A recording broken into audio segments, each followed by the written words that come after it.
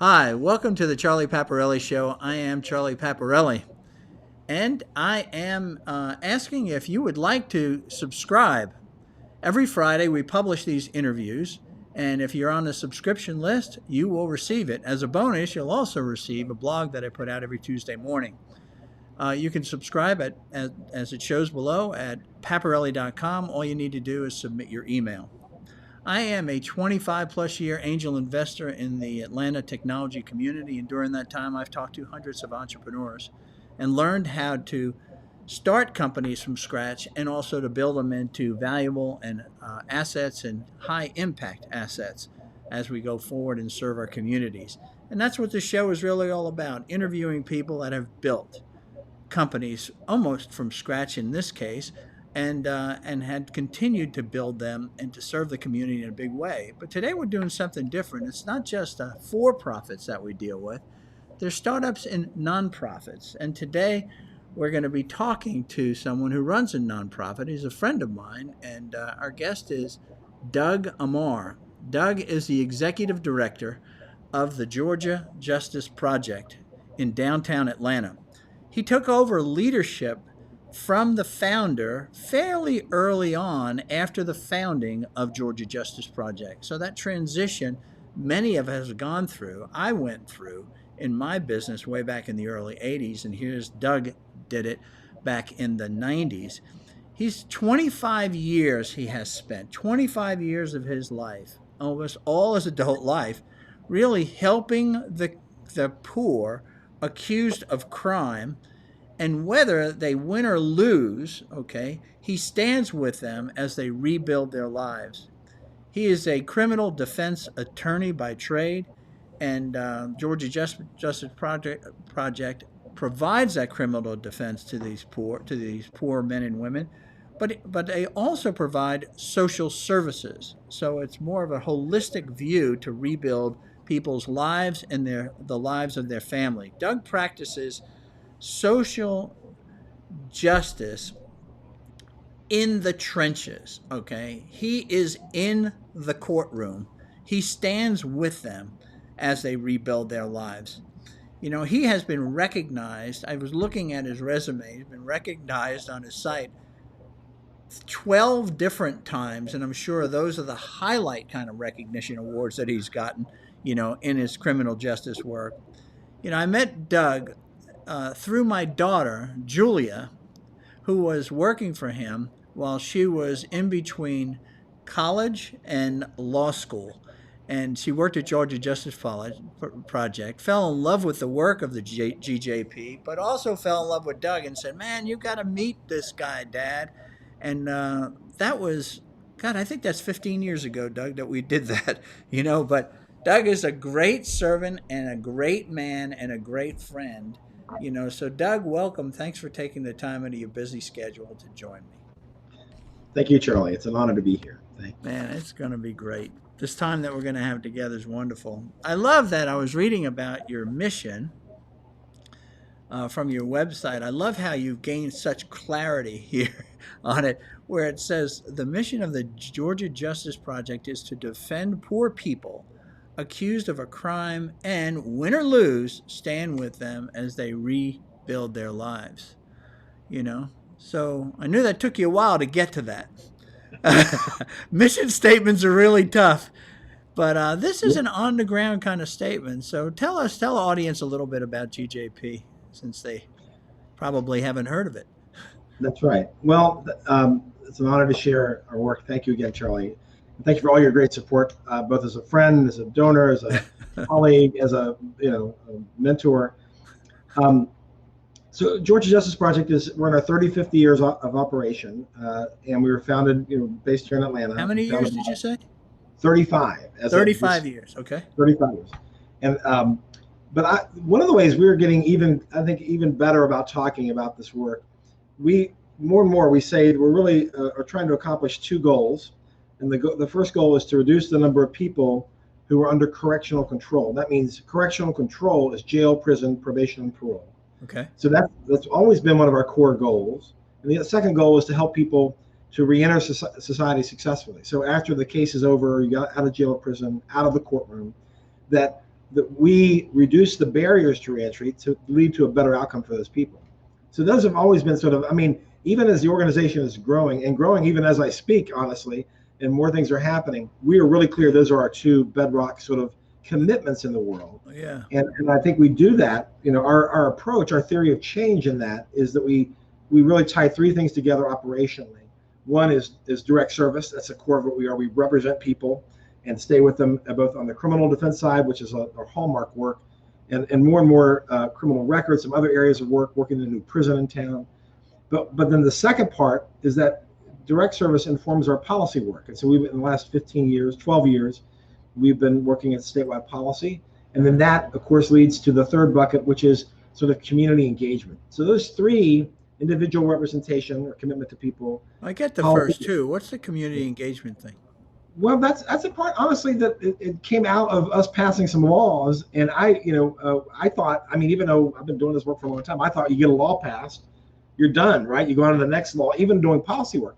But I learned, because we do so much work on the ground with people, is that a law is only as good as people know about it. It's being used, it's being referenced, it's available. I see. So we learned that as soon as you get a law passed, you've got to make it available for people. Some of that sort of, I would say, lightly enforcement. We do a number of appeals, for instance, when jurisdictions don't follow one of the laws that we've worked on.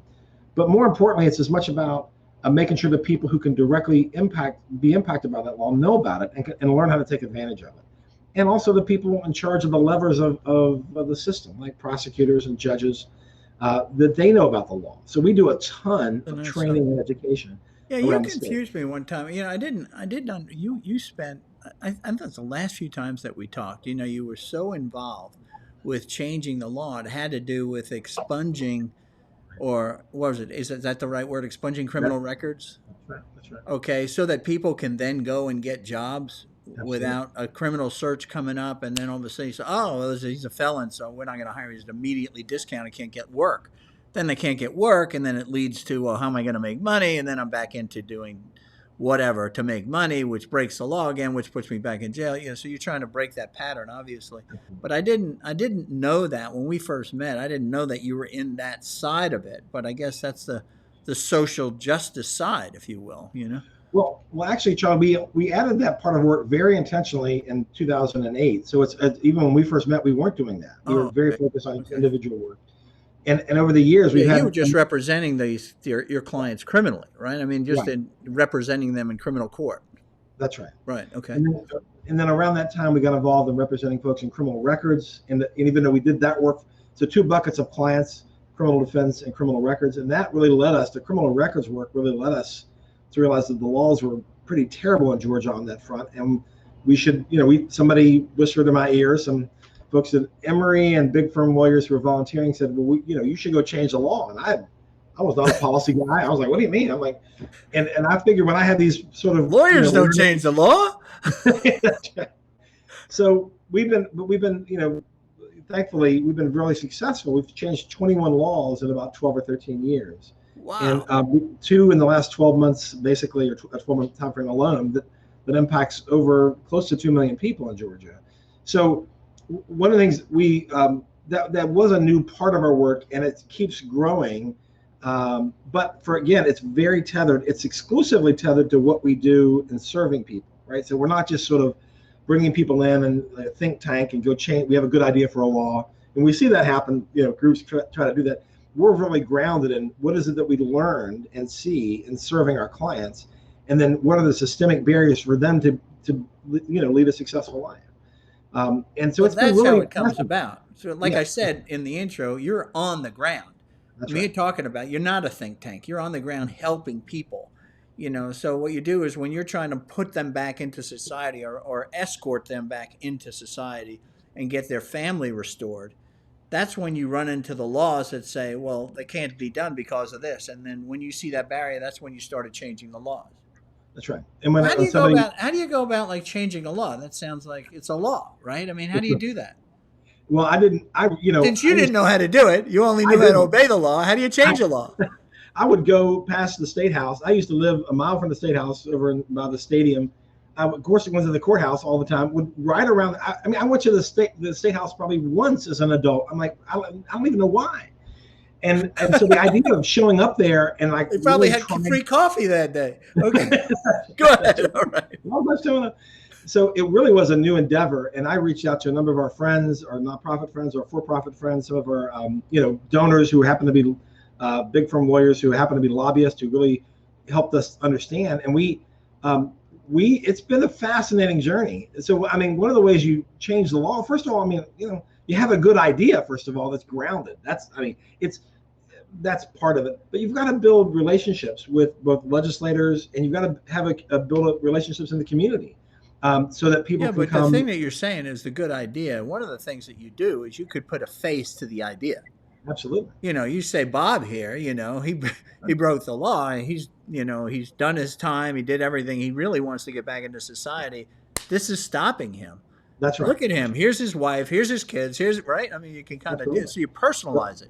Absolutely. The last two bills we got passed, we absolutely had clients and people we're working with who would agree to come and testify. And we wrote up stories. We did videos on people's stories in the last couple of years and presented that. So yeah, that's right.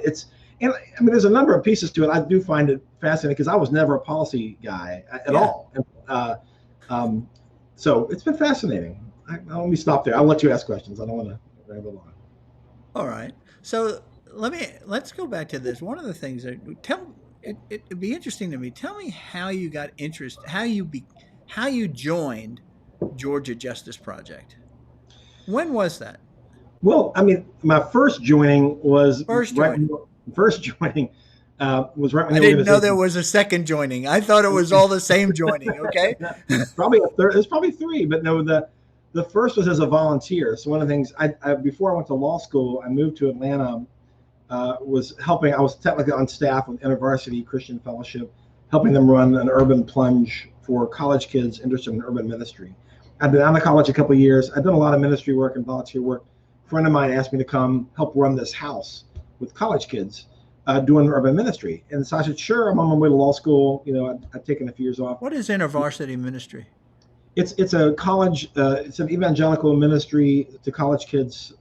It's based out of Colorado. They're one of the big national sort of ministries to college students. Well, how'd you get involved with that?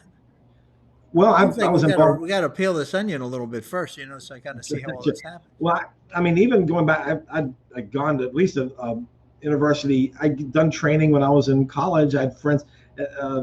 One of the reasons I really got connected, a good friend of mine, who's still a good friend, who's a PhD in religion. He worked for InterVarsity for a number of years. We were roommates in Birmingham together. And he's the one who kind of recruited me because he knew who I was. He knew all this crazy stuff I'd done. And he's the one who recruited me to come help run this college experience. So I've been. You were in Birmingham? Are you from Birmingham? No, I'm from West Virginia originally. So. All right. So I'm sorry to throw more curves. All right. I didn't know about the Birmingham thing. That was all right. So you joined InterVarsity because of your friend. Right. He says, come help. And so I'm in there. I'm here, living at the time, Grant Park in Atlanta. This is the mid 80s, was a pretty rough place. And all the people connected to this ministry and even the InterVarsity effort, we're all going to the same church. And after the first Sunday of church, I was talking to somebody there and they said, oh, you're here with that group. Okay. And you're going to law school in a few months. Well, they kept pointing, you need to meet that guy over there in the corner. This big tall guy playing the guitar. I'm like, well, who's he? He's a lawyer. He just started this group. You should. Oh, he was in the same church. Yeah. Oh, the tall guy. He was the social entrepreneur. That's right. He was the guy who left the corporate practice of law to start this work in the 80s. And what's his name? His name is John Pickens. John Pickens. Okay. And he's so it took me a few times. I kept going up to him, talking to him. I said, John, I've done all this. I'd worked in a public defender office as an intern. I'd done other things. I'd been out of school for a couple of years. I said, let me come help. I could come help. Let me come help. And he's looking at me like, yeah, you're more trouble than it's worth. Which is why? Oh no, listen. I understand that look. I do, because a lot of people who are really involved, it's like, look, if something says specific as law or as detailed as criminal defense or whatever. It's like by the time I make you useful, you're off, you're gone. I mean, it's such a particular area. You've got. I wasn't totally surprised by that sort of the rebuff I felt from John for 5 times. I went to him 5 times. Why were you not surprised? I mean, Um, you're a high achievement guy. You're a smart guy. Why would I'm sure you at some point thought you were God's gift to the world. I maybe I hung around sort of nonprofit ministry worlds enough to know there's something particular about law that the legal groups don't just wave in people who want to come help. They just Okay. don't. I mean, if you're running a shelter, you're running an after-school program, you're running a soccer league for kids, you're like, please come help. We need you. Who Right. you? Yeah. Come help. Law groups are going, stay away, stay away.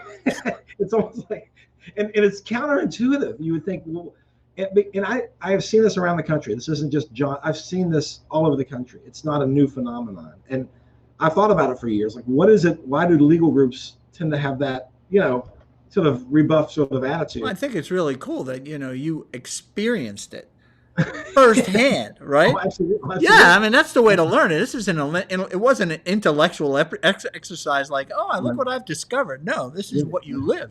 that's So he right. told you when you first went to him. What did he do? You told him I really like to help you. What did he say? He said, "I'll think about it." He's like, next Sunday after church, I'll think about it. Then I learned he lived around the corner, and I just started knocking on it. He had his house, the office was in his house. I just started knocking on his door, like, John, I got some time next Tuesday. Let me help. So I pestered him enough that he finally said, "Okay, what are you doing?" He set a date. Come with me. I'm going to the jail. We got Oh, a new wait, wait, case. wait. We got to do before that. Why did you pester him so much? Why didn't you I just don't, take the quick no and move on? I mean, why was it so important that you do this? I don't know. I don't remember feeling uneasy about it. I don't remember feeling urgency about it either. I just remember it just felt really clear that this is what I should do. I don't, it was sort of Oh, like, okay. I was like, of course, I'm here. I live around it. Come on. I mean, I'm headed to law school. I've had some other experiences, training, even in law. I'm like, I can help, right? And so I think, Were you you in know, law school at the time, or you're saying and you? I was a few months away from entering. It was the summer before I went to law school. Okay, so why would this make sense to you? This nonprofit sort of criminal defense of the poor versus every other person that says, I want to work where I can make a lot of money as a lawyer, right? Where So did why that come from? with the Like whole you said, oh, concept? I just knew I needed to do this. I mean, that sounds like it's almost sort of like the Holy Spirit moving you in a direction. Well, I think that's what I mean. In many ways, that's how John started this as a sense of calling. I mean, he felt as a Christian the call to integrate his practice as a lawyer and with his faith as a Christian in service to the poor. Okay. And so he had that whole frame that is why he was doing what he's doing. And before I even met John, I was living in Birmingham, working for Procter and Gamble, selling toothpaste. And on my way to law school, I was writing my law school essay, and I, this gets down to more of my story, I guess. But I thought, um, you know, I'd always done a lot of service work. I was a person of faith, but I saw law school primarily as a way of escaping poverty, not returning to poverty. And Of course. right. So, Yeah. but at the same time, I was writing my personal statement to law school on a typewriter back when those existed, and I really felt God telling me to go back to law school to return to what I was running from, to go to serve the poor. And I've run service groups. I mean, this was not a new concept. Do you remember that moment? Oh, absolutely. Tell Oh me yeah. about that moment. What happened? Well, I was living in Birmingham. My friend, who is a theologian now, who he worked for, as I said, InterVarsity. He was on the college campus. He wasn't in the apartment, and this is on the south side of Birmingham. And I was at the typewriter. My back had the typewriter with the little desk set up against the wall in the dining room. And when I'm typing, I really thought I heard a voice. So I turned around. I thought Charles, my friend, he's gone. I'm like, I turn around. I'm like, who is that? And I'm like, wait a second, Charles is not here. I know he's not here. And it wasn't that loud of an apartment. I don't hear anybody else. And Right. I was like, that's God. And I said, and I was like, so I was in this really cool spiritual place at the time. I pulled the sheet of paper out of the typewriter, set it down, and started typing again. And I started typing, and this is in my statement. I said, I am going to law school. I'm called by Jesus Christ to go to law school to serve the poor. That's why I'm going. Now, understand, that was That's not what my you idea. wrote down? That's what I wrote. Yeah. I am called by Jesus Christ to go to law school to serve the poor. Yep. It wasn't my idea. It wasn't Like when my you saw that, what did you, so now you wrote it down and what was your thought when you did that? Because like you said, I thought that I was going to law school to escape poverty, right? Right. What yeah, so what was your thought? It's Well, the only thing I can really think I really talk about being in the, there's deserts and times in our spiritual lives, and then there's the times of multitude and plenty and feeling refreshed and renewed. And that was in one of those places of being really connected spiritually in a really cool church, where I probably should have. I mean, today even I probably would have said, "What are you doing?" Like I would have thought, like, "What are you?" But I was in a place of just hearing and listening and obviously not thinking about it. I mean, I was being kind of obedient. It was so clear to me it wasn't even a rational choice. It was like it went past rationality. It just said, "This is what I'm supposed to do," and I was in a place I could hear that and I could weirdly obey, I guess. I mean, and I didn't think about it. I mean, I thought I knew the dissonance, because that was the dissonance. I really felt the message was, because the message was really shrouded for me in the sense of what I was running from, what I was escaping. And it wasn't just shrouded in service. It was like a U-turn in my road. And I was like, well, that's not what I expected, yeah, but that's And I think what I'm talking about, because one of the things is we're like we were talking earlier before we even started about, you get into the slipstream of life, right? And being in that slipstream, you were working for Procter and Gamble. You were a capitalist at that point. You wanted to make more money, right? You finally you got to find out of being poor, and I really want to get back to that about where you grew up and all. But now God says, no, I want you to go to law school to represent and serve the poor. And I'd sit there and I'd write it and I'd go, wow, that's really profound. And 24 hours later, I'd say, oh, no, that just can't be it, right? right, that's right. Yeah. So did you have that moment?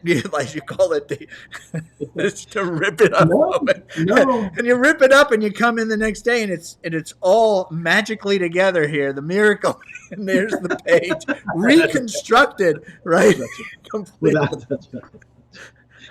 No, no. That's an Never interesting had question. that. So never had that. It's a really interesting question. No, never had it. Oh my God, that's really cool. So then we're going back to John again. Right. So that was like 3 or 4 or 5 months, or within months of me coming to Atlanta and then meeting John. So, if I thought about it, logically, it felt like a clear, providence, right? Here I am, clear what I'm supposed to be doing. Come to, my buddy Charles asked me to come to Atlanta. I'm here doing this, helping run Bible studies, whatever. And then I meet this guy, and I'm like, so maybe that's why I was so persistent, right? I'm like, this is not even about you or me, man. This is about something else, right? Did you tell him that? No, because I just sort of felt that way. Like, come on, this makes too much sense. It's too. Well, let me ask you this: were you embarrassed to tell him that story? No, I've told him that story. That's all. He jokes about it. In the first five rebuffs, or the first 4 rebuffs? Yeah. Well, I saw him do it to other people. Okay. Powerful people who have been great supporters of our organization. He was.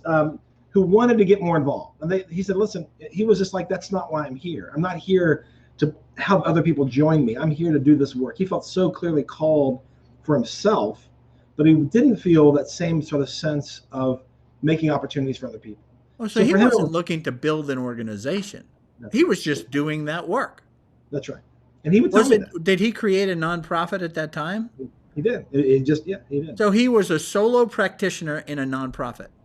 That's right.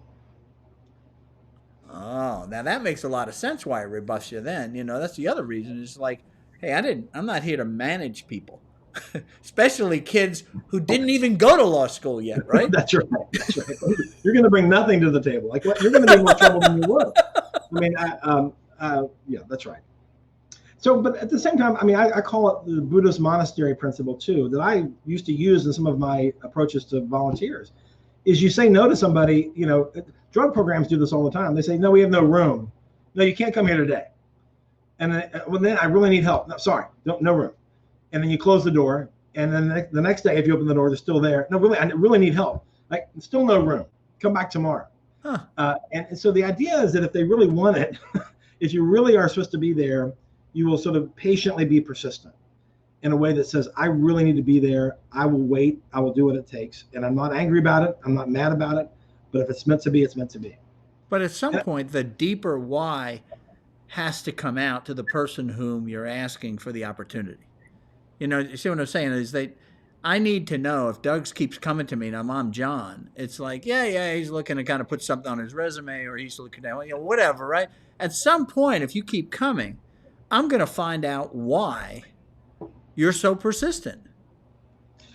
That's the question I was asking you. And he said, no, you shouldn't. Like, okay, no, I'll go somewhere else, right? I'm a smart guy. I mean, somebody else will give me an internship doing something, I mean, I could file briefs for smart attorneys somewhere at King and Spalding, right? I mean, I could do something.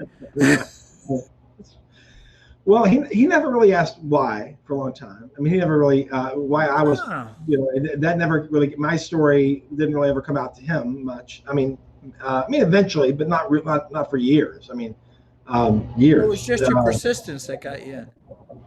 Yeah, and my daggum good looks, I guess. I don't know. I'm just joking. I think a lot of nonprofits. It's a lot of enterprises that are new and starting. You can talk to nonprofits. That's your experience. I think that would really be good. Speak to nonprofits.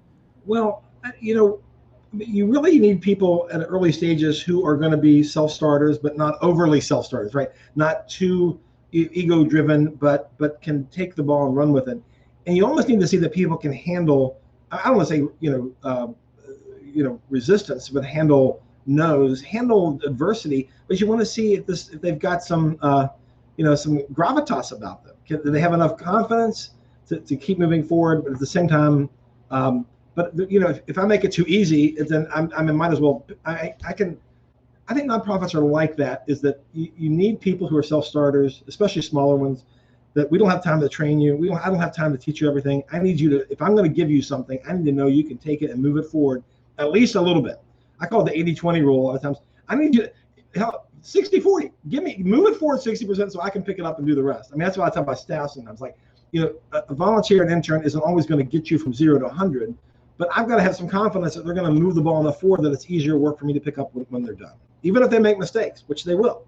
So I think you've got to sort of have some sense that the person coming in will give you that over 50%. That's true. That's also true of startups. Okay. I mean, if you're going to be a startups, they're not a functional specialist. I mean, you got to be able willing to do anything, right? And they have to be somebody that I say sort of surprises you, That's right. that, I didn't assign it to him. In fact, I wasn't even, I didn't even think about that this needed to be done, but here it is. And it's done. And it's really a good thing. How do you determine if somebody, you've been doing this a long time, so how do you determine, what are you laughing at? How do you determine if somebody has that? I know. We talk about it a lot, even though our staff's about 30 people now, Charlie. And I'm no like, kidding. We still talk, yeah. Wow. We talk about that all that we're like, how could, one of the questions we ask in interviews was, how do you feel about taking out your own trash? We're like, good one. Right. Or like, well, what happens if something doesn't work? Well, then if they say, well, where's the, an IT issue? Like, well, where's the IT department? We're like, well, assume there's no IT department. I mean, so some of those things are, we have some, behavioral questions we use. We've gotten from, like, give me an example where you didn't have everything you needed to accomplish something, but you got it accomplished anyway. Or, so I think there's ways that we can sort of test to see if, is this person, do we need to spoon feed them the whole time? Or are they going to be able to pick something up and move it forward? And that is a hard thing to figure out. I don't want to lie, but I think we have a few ways of trying to figure that out. Yeah, but I guess if you know what you're looking for, you'll start thinking of questions that could maybe uncover that, right? Or interview techniques that you can use to kind of discover it. Is your hit rate pretty high with it now, as you've been in this now for 25 years or so? Yeah, well, yeah, no, it's pretty. We don't lose many people. I mean, but not. We have a pretty low, turnover rate. Yeah. So you haven't had a situation. I hire the guy or the gal, and I thought, oh yeah, they're going to be this move the ball forward kind of person, this 80-20 person, and you go like, man, was I wrong? Oh no, that's of course no. I'm not saying I'm not batting 100%. No, that's happened. No, don't get me wrong. But we are trying to screen for that. We are sort of sensitive to this dynamic, I guess. So. Who was John working for before he? originally for King before and he Spalding. started Georgia Justice Project? So he was at King and Spalding for about 7 or so years. Then he and a small group of folks had an offshoot that started a small firm doing corporate litigation with a bunch of folks who were pretty well known at the time in the 70s and early 80s. And he did that work for the better part of 15 years. And he was a corporate litigator for the better part of 15 years, half with King and Spalding and half with a bunch of Yeah, former but King and Spalding. that's no criminal litigation. Oh, not at all. Not at all. Or representation, I guess. So he was just a corporate litigator. 7, 8 years in total. No, about 13 to 15 in total or so before he started the organization. So he was about 40 when he started Georgia Justice Right. Project, right? Yeah. Yeah, that's that sort of change in life from success to significance kind of a thing. Right. That's right. That's exactly when it happens. That's when it happened for me. You know, you kind of you're bumping along and you're being successful and you're doing everything everybody told you to do and you meet expectations and they give you these great financial rewards and you go like, is this it? You know, is this it? You know, and that brought me to the end of my alcoholism, which brought me to Christ, which then brought me into really as being an investor to serve others as opposed to being the guy, if you will. It's interesting. So that's what he went through. Yeah, I think that's probably right. I hadn't thought about the life cycle part of that, Charlie. That's a really good point. That's a good So point. what? So then with John, he started. When did he start at GJP? GJP.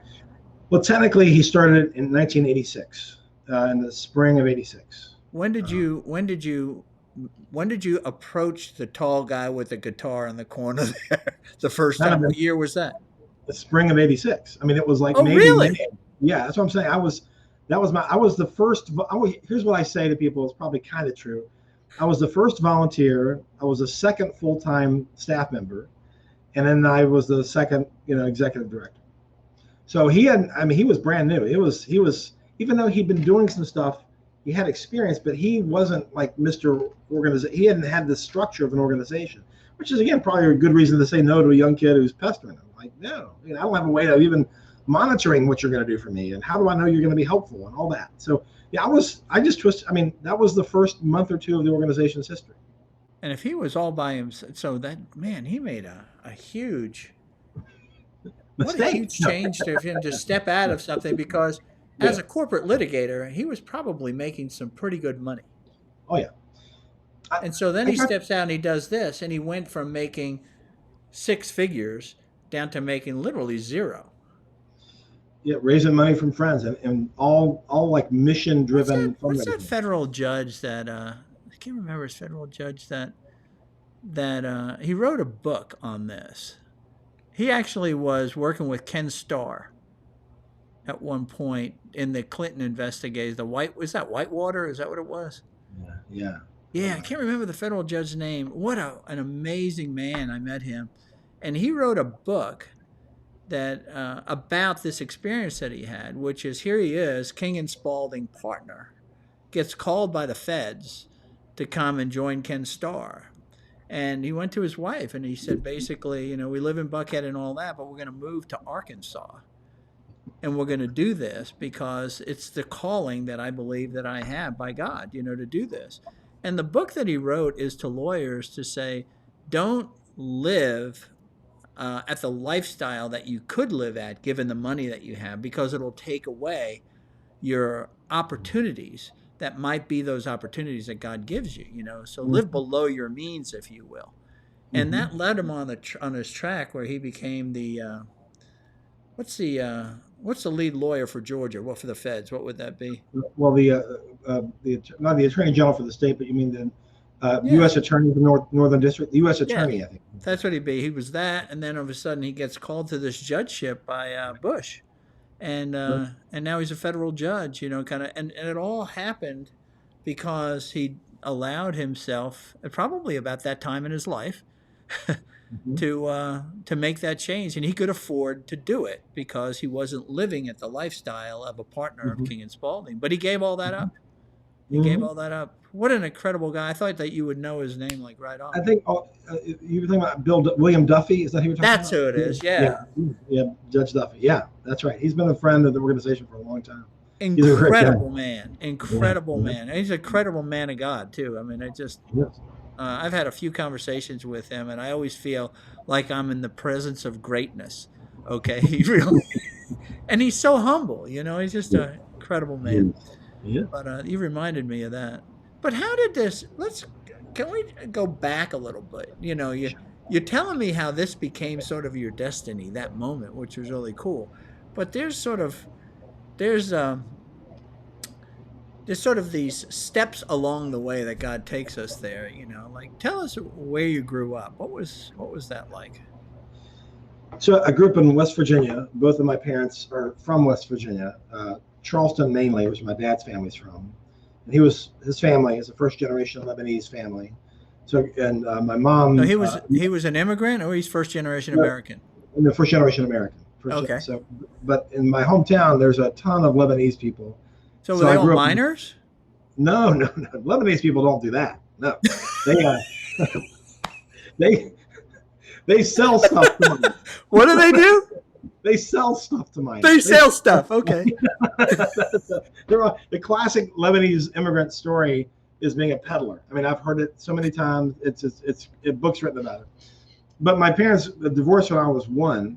That's stereotyping. You know that. And Oh, I know. I know. I can No, but see what's it. funny? What's funny? I have a friend whose son now, by the way, is a very successful lawyer in Alabama, and he said something to his father, and his father said, "This is." I still remember the story. This is 100 years ago.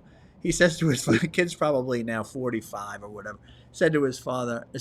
He said something. His father said to him, "That's stereotyping." And he goes, Dad, there's a reason for stereotypes, So Well, I get it. I get it with Lebanese. Okay, good. and it's about myself, so I think you can self-stereotype as much as you want. That's what Right. that's as far as I'll take it, right? So, and somebody said to me the other day, I said, we were at some meeting, and I said, I'm not, 4,000 years of selling stuff. It's in my bones. I mean, come on, it's like, anyway. So your father was from Lebanon, Yeah, and my and mother. he was a peddler. No, he didn't do much of anything actually. Okay. He did some peddling with it, but that's a whole story. He was not. His journey was very tragic, but I was raised by him since I was 6 by him, and my brother and sister. Where was your mother?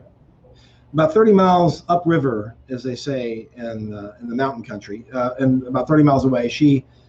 We lived a little bit with her, but then by the time I was 6, we were with my dad. Why is that? Well, that's a good question. I struggled for years to figure part of that out. Do you remember? Were you in touch with your mom? Did you know you?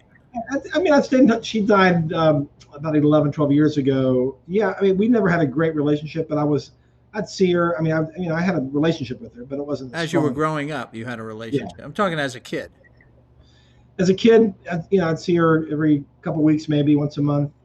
Go up to stay there at her house, or my grandmother's house. And do you remember what you were thinking? Why did you ever ask the question? Why is Mom not with us? Or oh yeah, I would ask her when I got older, and I would ask her and try to get her to tell me what happened. Like why why were we shipped off with my dad, who didn't have a job, by the way. I mean, we bounced around in people's basements, and I mean, technically by the HUD definition of homelessness, we were probably technically homeless at periods of my childhood because people just took us in, family or friends. And so, my mom, who ended up becoming a teacher, I mean, her family, my grandmother and aunt. What happened when you asked your mom? Like, what kind of what answers would she give you? When I did my best, I wound up this presentation. I mean, it was hours of showing her around my hometown one time, and then, putting it to her. I mean, my best sort of cross, direct, closing argument all in one. And I said, what happened? And the closest she ever came to telling me, she says, 2 people on this earth know what happened, and you'll never find out. Wow. Yeah. I was like, oh, you just made this really interesting, right? Yeah. Now I know. Now I gotta know, right? Now I gotta know. That's right. And that's the most she ever said. And 3 years after she died, we learned one of the main reasons, and his name is Steve, a half brother I have who's 6 years younger than me, who was born a few months after we left my mother's care. My mom got pregnant, and she never told anybody. I think my grandmother knew. My aunt, her sister, they were like old maids together, didn't know. I asked her on her deathbed. I saw her a couple weeks before she died. I said, "Did you know about this?" She had no idea that she had another nephew, and that's the reason my mom moved out of state for 6 months to have this baby. We tracked down some other information. I mean, I ended up. It's been a journey, but I ended up. I know Steve now, my half brother, and the story that my mom, told to the agencies and her minister, who we also tracked down, an old friend of mine too, was that she got raped coming back from work one night. She worked an overnight shift at the State House in our home in Charleston, and was driving home and the story was, and this is intense, but she was raped by a policeman, Oh my which is, I know, and now she never told that. I mean, this is why maybe she said I'll never find out, and the only reason we found out is there was one piece of paper in her house, in her hoarder driven life house, that my older brother found that alluded to something about an adoption, and we used that to be able to track down this other brother we had. And then some other things got to be revealed through the agency that did the adoption, the state agency. How about that? But she moves away and gives you and who My was brother and sister, three of us, my older brother, older sister, and I, to my dad, and then she and goes through off. her that she's your natural mom, Right, right. right? And so The three of then the three of you wind up going with your dad because she wanted because of embarrassment or whatever happened between you and your dad, her and her dad, her and your dad. Well, well, Yeah, no, but this other brother was a half brother. So she left because of this embarrassment over a pregnancy that was, she was yeah. not. But it was only you and a sister at that time. No, had an older brother and a sister, so the three of us that we went to live with my dad, and then a few months later, her fourth kid is born, who is my Right. half. Which you didn't find out until you were an adult. Yeah, I found out about 10 years ago. Yeah, that's what I mean. So, so you're the youngest, I am. and you're running around. So your father doesn't have a job, so you're moving from place to place, almost and homeless like that. And how long did that last? Until he died about 14, 15, 16 years later. I mean, he would get a job. Like, he was an alcoholic, and like a lot of addicts, he was a smart guy. He went to college, but he could never hold a job, and he would lose a job as fast as he could get one, and always blame his boss for being an SOB, why he could never get, like, I Right, mean, the right. classic addiction stuff. Well, that's being an Um, alcoholic or whatever. We're always blaming it. So it's always out there. The problem. It's that's right. never here. That's Right. right. I mean, I That's right. get that. That's right. So I mean, he wasn't a guy without skills or without, yeah, we were incredibly poor. I mean, I don't mean like, oh, we didn't go on a vacation or we didn't have a nice car. I mean, which I've been, some people they look at somebody who's a lawyer today, or even look at where I went to school or whatever. They say, well, were you really poor? I'm like, no, we were, yes, yeah, It was absolutely. abject poverty. It was like Africa village poverty in the Yeah, middle of America. that's right. Well, how That's did you? So who raised you? He didn't obviously raise you. So who raised you? Your older brother or sister? No, no, I joked with my wife the other day. So she was saying something. I compared myself to free range chicken. We, Oh my God! I mean, I told my kids about this once that, when I was You 6, I was handle hanging this. You express this so lightly here. I mean, out. this is you make it sound like it was fun the way you were raised. Okay. No, but I say it all the time, Charlie. I mean, it's just a miracle. I mean, it's just a miracle that I am, that I am who I am, or that I survived. But no, I was 6 years old one time, hanging out in the corner, smoking cigarettes. I'm an asthmatic, breaking into people's houses because a bunch of older kids were breaking into people's houses, and they said, "Come on, we'll teach you how to do it." I mean, I could have easily been, like, gone to prison and been a juvenile hall and all that, because I was hanging out. I mean, because I was in a rough part of town. I mean, it was like, this is what kids did. I got nothing to do. I got no supervision. I'm like, Yeah. see you. My So kids still joke with me. how did you escape all that? Why Grace didn't of that God. happen? Because it should have happened. It should have happened. The Did it grace of happen to God. either your brother or your sister?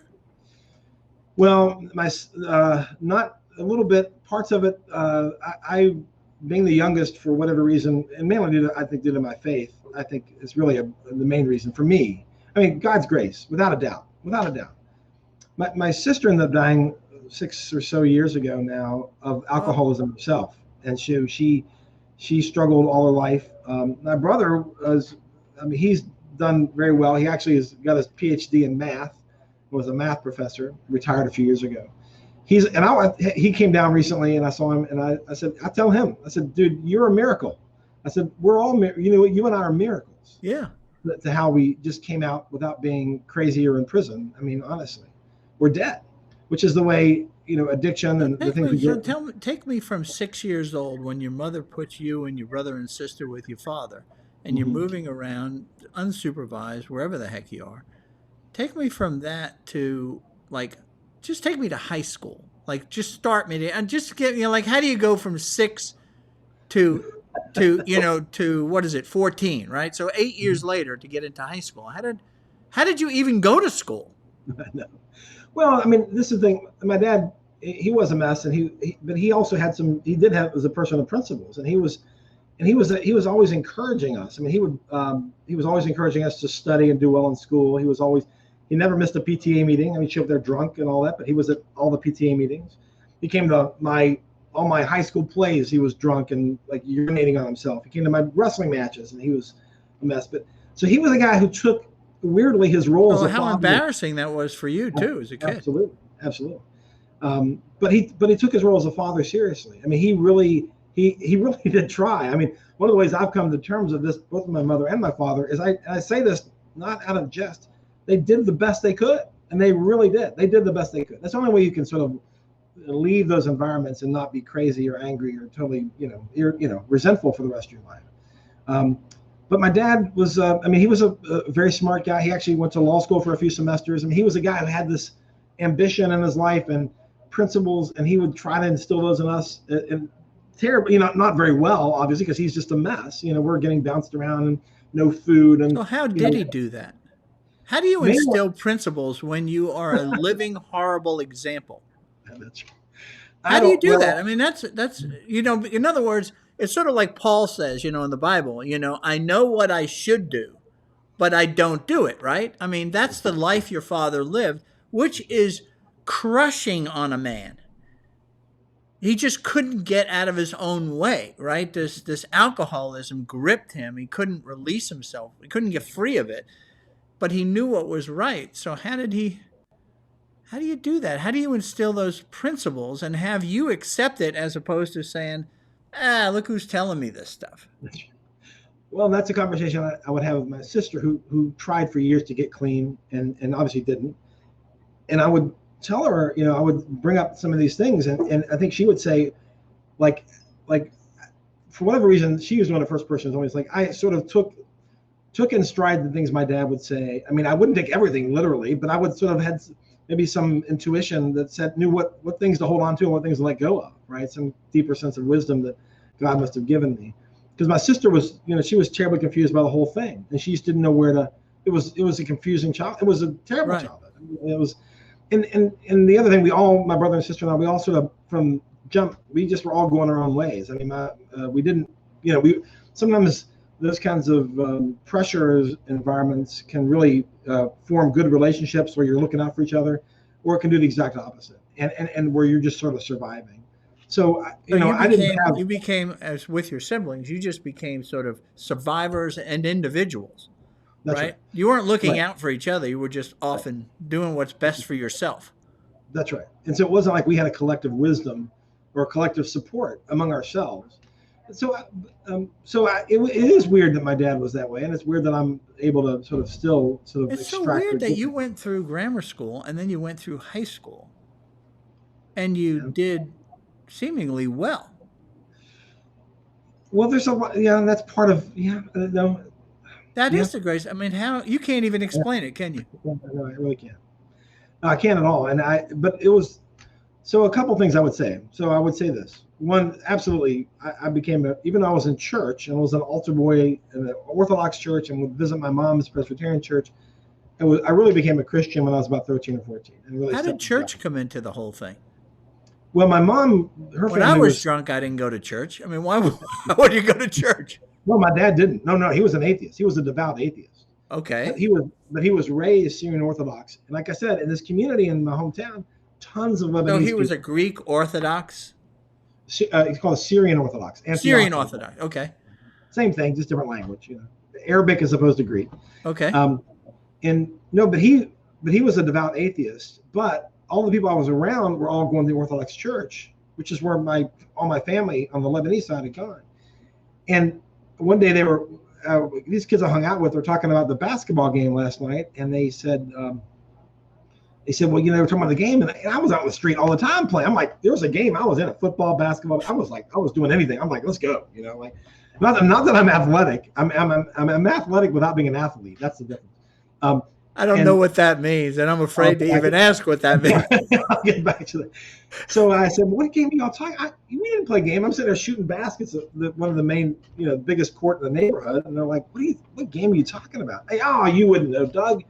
It's the church league. I'm like, well, I want to be, let me come play. And they're like, no, you can't. I said, why not? I says, well, you don't go to church with us.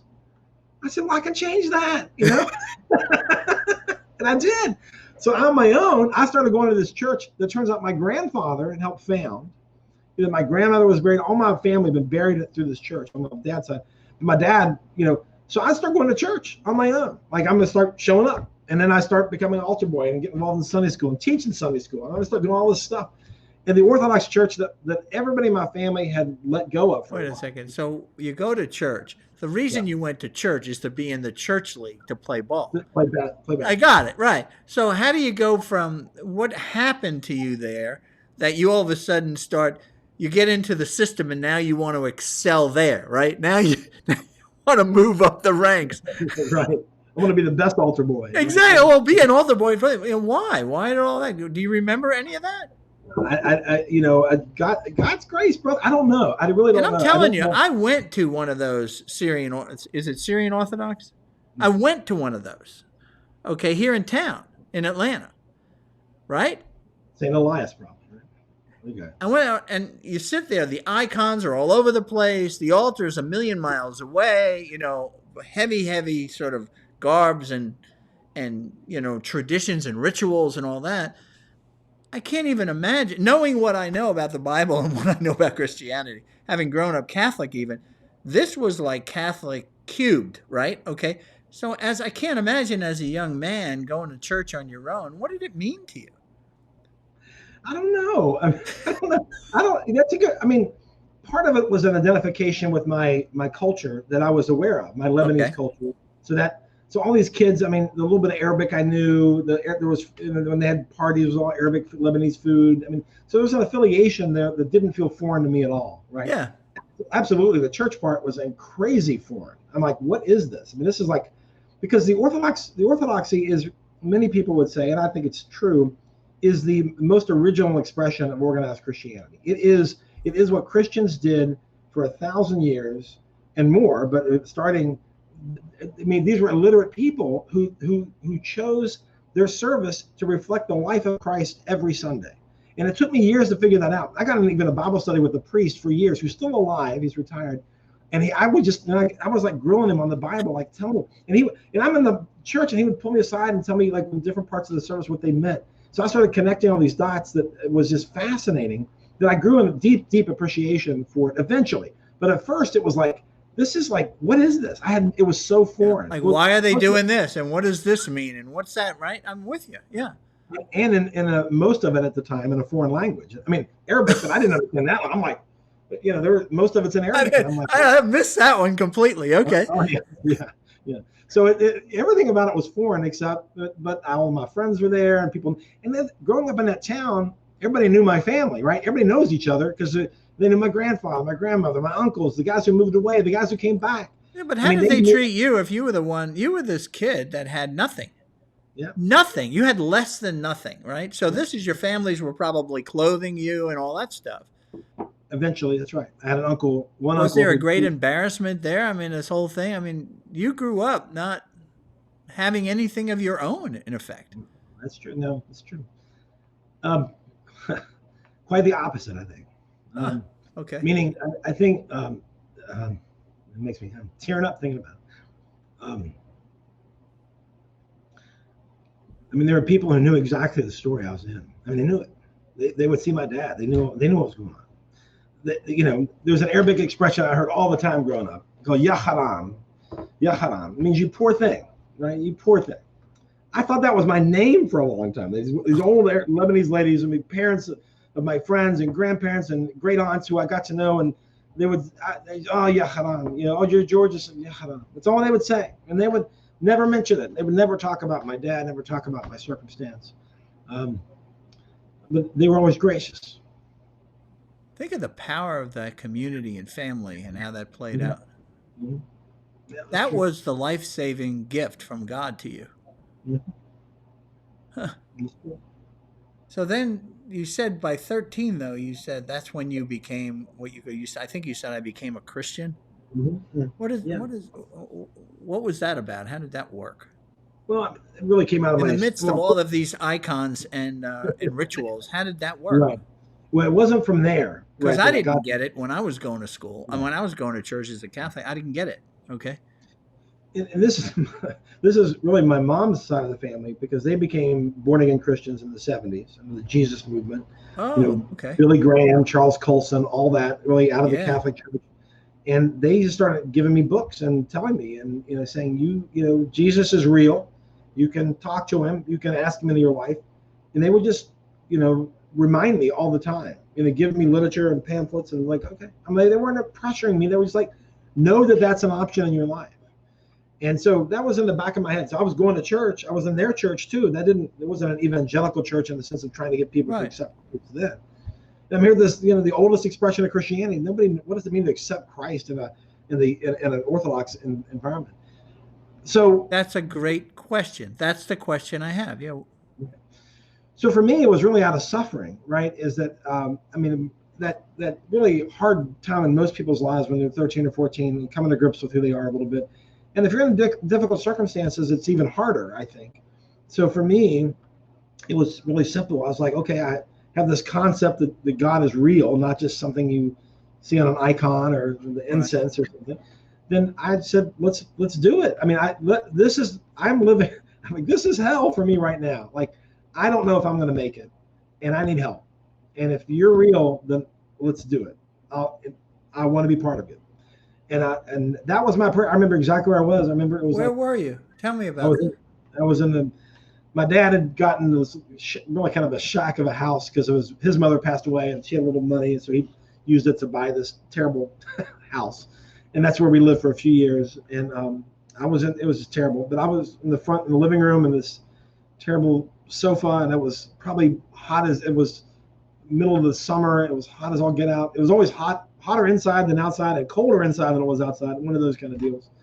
And I just fell on my knees and said, okay, I'm going to try it. I mean, let's go. I just said, if you're real, I'm giving you a shot, God. That's the way I thought about it at the time. I'm giving you a shot, and because I felt I didn't have any other choices. I mean, I felt like, I was watching what was happening around me, addiction in my family. I watched, there were a couple clear paths that this could go. And I think for me too, what was building up is just a lot of anger and resentment and hurt. And so, eventually you're comparing yourself to all the other kids. I mean, at school and everything else. And it's sort of like, why me? Right.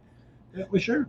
And thank God for things like football and wrestling, because that's where that had a chance to come out. Right. I had a chance to, express those feelings. But I wouldn't want to wrestle a guy like you that had all that pent up, man. That would be horrible. So I think God for me, that decision was really like an effort to escape. That's what I'm saying. I thought my whole plan was to escape. I mean, I'm trying to get out of this. I'm trying to survive. Talk about Jesus as Savior. You were looking for any Savior. There was no one to save you. Absolutely. Absolutely. Okay. That's absolutely right. So then what happened? So then you go to high school. Well, I look back. I mean, I think it's always interesting. Right around that time, a couple of things happened. One of the things that happened is one of my uncles, my dad's brother, who was a very compassionate guy, and he was always trying to do something, but my dad ran everybody away from him. Addicts have a great ability to scare everybody away from him. Yeah.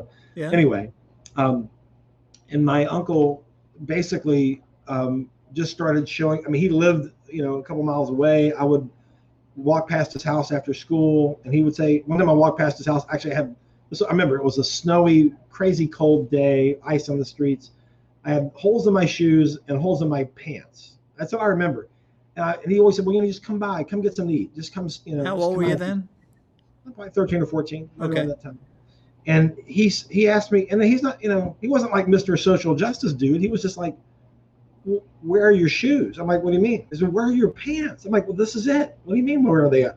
Why are you wearing that? Because this is what I got. I'm like, I remember his look. He was just like, he knew my dad. I mean, he knew how bad it was. He had a sense of how bad it was.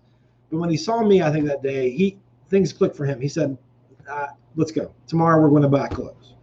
And for the next, 10 years of my life, he bought all my clothes. Oh, okay. My brother too, and even my sister. I mean, he saw how bad. I don't think he knew how bad it was getting. Or my dad wasn't able to take care of himself, much less us. Yeah.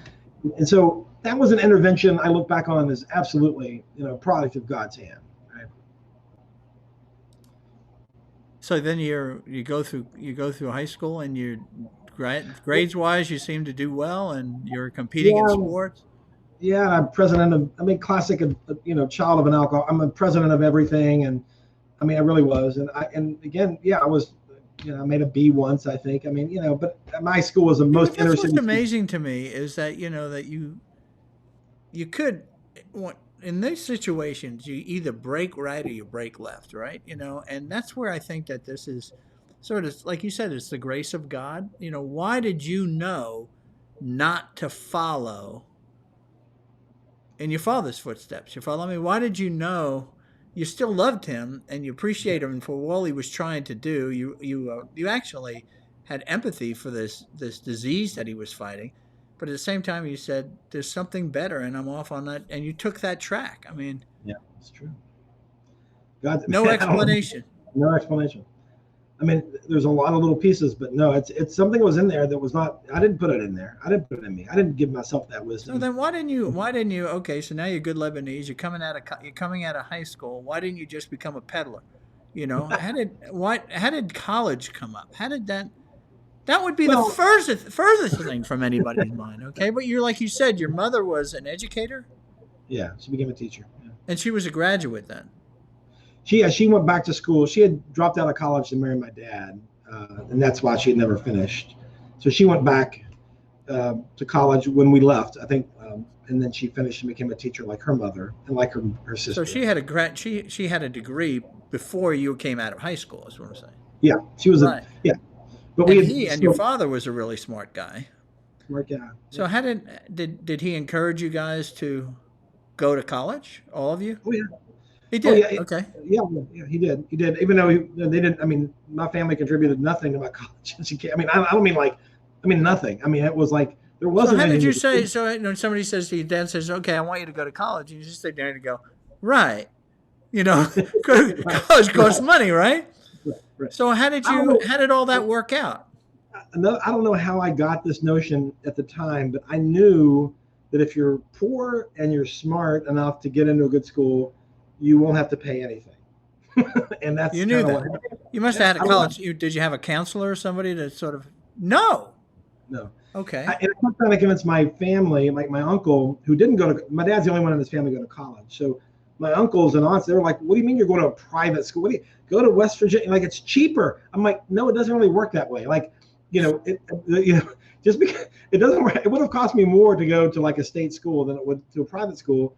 Because if you can get into a good private school and you're poor, they're going to write the ticket. They're like, here's the money. I paid $1,000 out of my summer earnings every year to go to school. And that's all. Now, what schools did you apply to?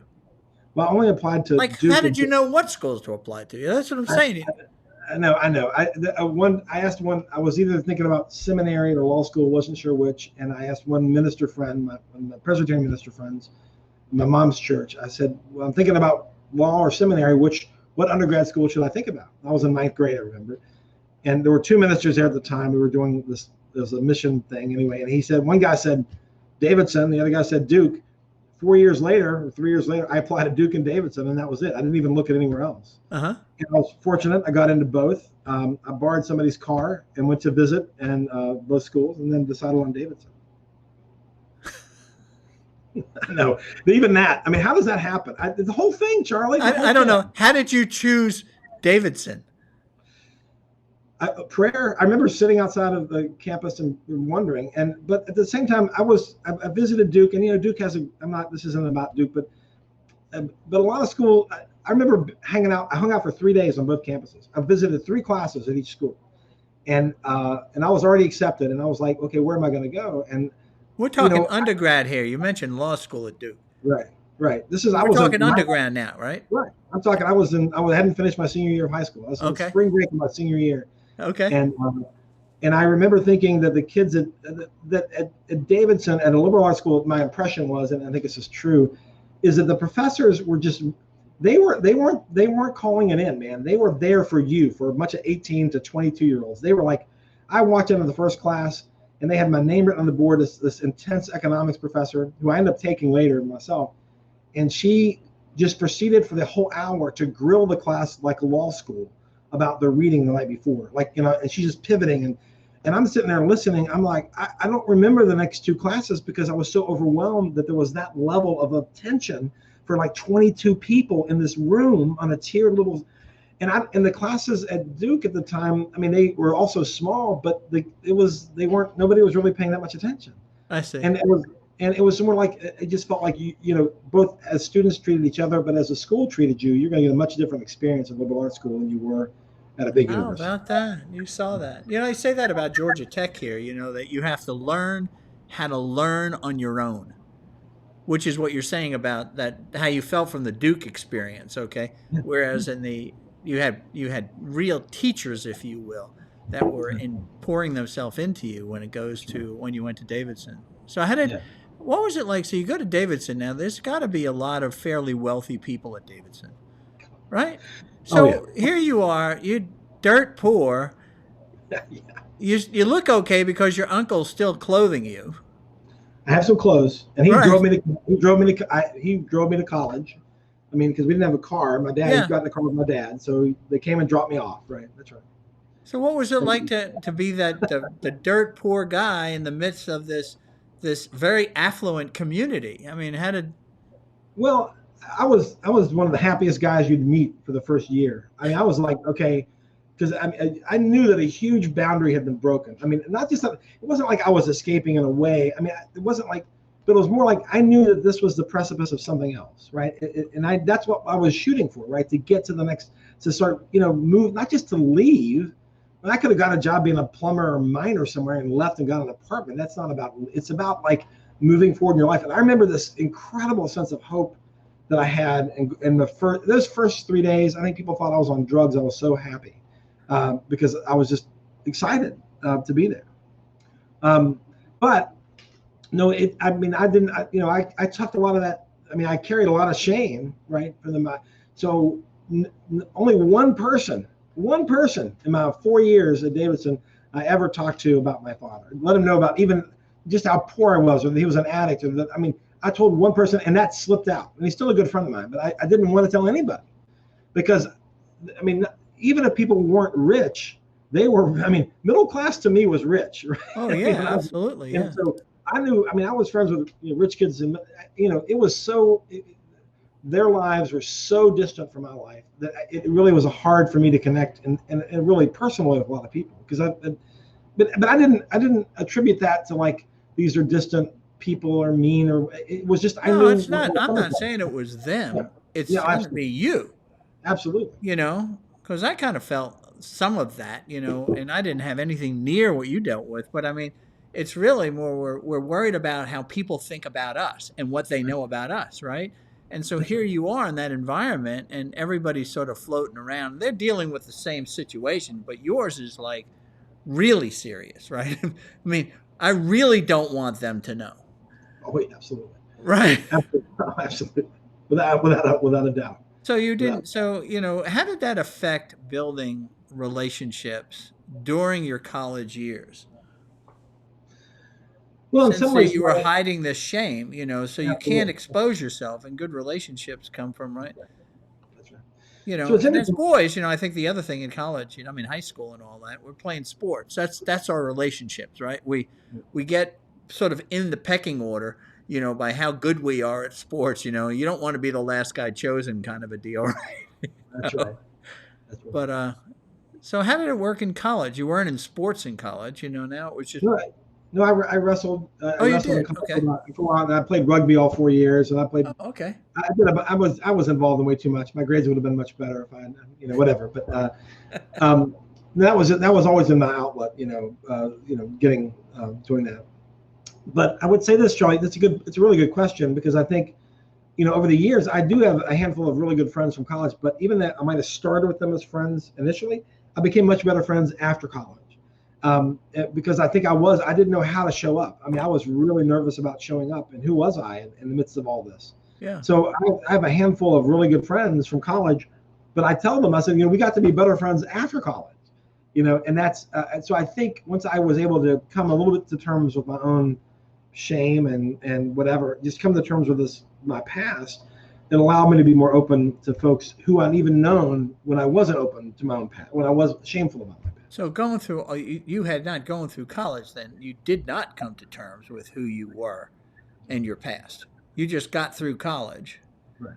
And then you Oh, yeah. graduate. And it's difficult to actually build those relationships as you're talking about because I'm hiding something, right, the whole time, and if you will. But so then you get out of college, and what was were you an economics major? What did you major? History. History. Yeah. Yeah. I I was a thought you history were major. practical. Uh, You talked about graduating from high school and becoming a plumber. Okay, now you go to Davidson and you become a history major. That's right. What do you do with that? I loved it when I took interviews and got job interviews when the second or third interview I'd be flying around other parts of the country in some business of various types, and I was a senior, and they'd say, how did you make it through the interview process to get here? I'd be in Hartford, Connecticut, or Philadelphia, or Atlanta. I remember like, how did you do this? I mean, how are you going to help our business? You're a history major. So, and I love those challenges, of course, as an interview question. And I ended up getting a lot of job offers from a lot of companies. I wasn't planning to go to business, to be in business. How did you answer the questions? I got it. One guy I remember from a big insurance company in Hartford. I'll never forget. He looked at me, and he was so frustrated. My image, of course, now I look back. I put a big cigar in his hand, and he's leaning back in his chair. He's like, "What in the world?" He was so mad at the recruiting department. Like, "What do you send me this kid who's got a history degree?" And he looks at me. He says, "Tell me what you're going to do for my business." He said, "No, tell me one class you took that's going to help our business move forward." I said, "Oh, that's easy." He said, "Really?" What? I said, "Oh, it was my seminar on Mahatma Gandhi." And I loved it. And he just like falls out of his chair, like, "Oh my God." And he pulls out the cigar. He's like, "This is going to be good," right? and I tell it, I talk about how Gandhi talked about, empathy and understanding other people by learning what they're, suffering, by connecting with their suffering or connecting with other people through their experiences. I said, that's a huge part of who I am. I said, I'm going to be able to help your business because I'm going to connect with your clients and your customers. And that's going to, generate goodwill and profits. And he looked at me. Well, I got the job offer, by the way. He offered me the job. I said no. So I thought you were going to say, man, he just dropped his cigar. I thought it was such a good answer. That's right. No, and those are always good challenges. But I wasn't planning.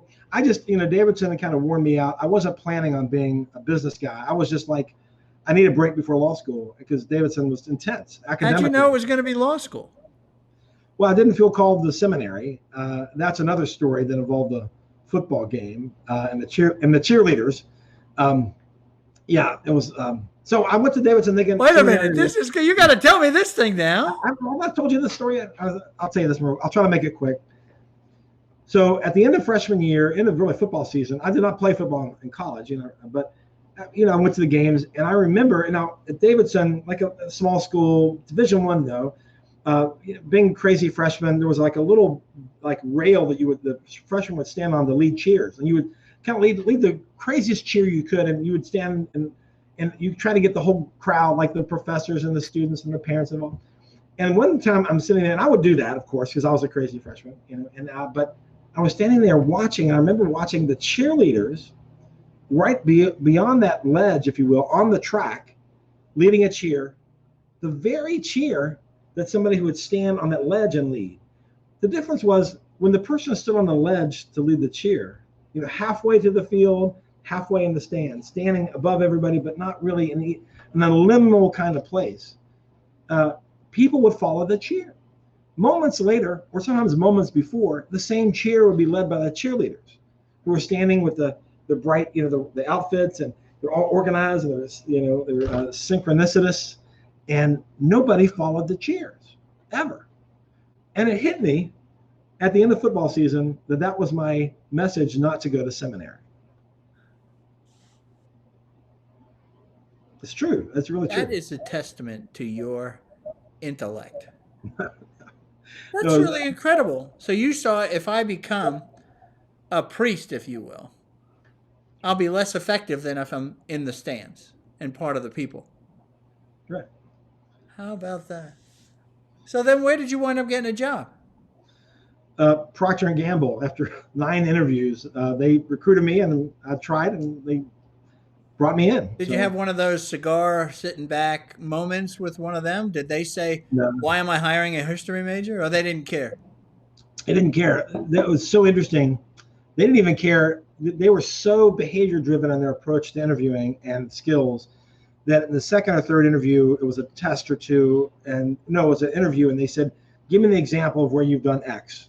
Give me the example of where you've done Y and the result. And they would walk through 10 questions. And every answer I gave them, in fact, it was in the student union, I remember, and I pointed, I said, did you see this big thing downstairs? Did you see this big video? Did you see that? Or whatever. They'd say, yeah, we saw it. I said, well, that's example 1. Then they would go through something else, something they had actually seen in the building we were sitting in. I said, well, that's example 2. And at the end of the interview, I said to the guy, I said, wait a second. I said, you just asked me for all these skills, and I just answered all those skills.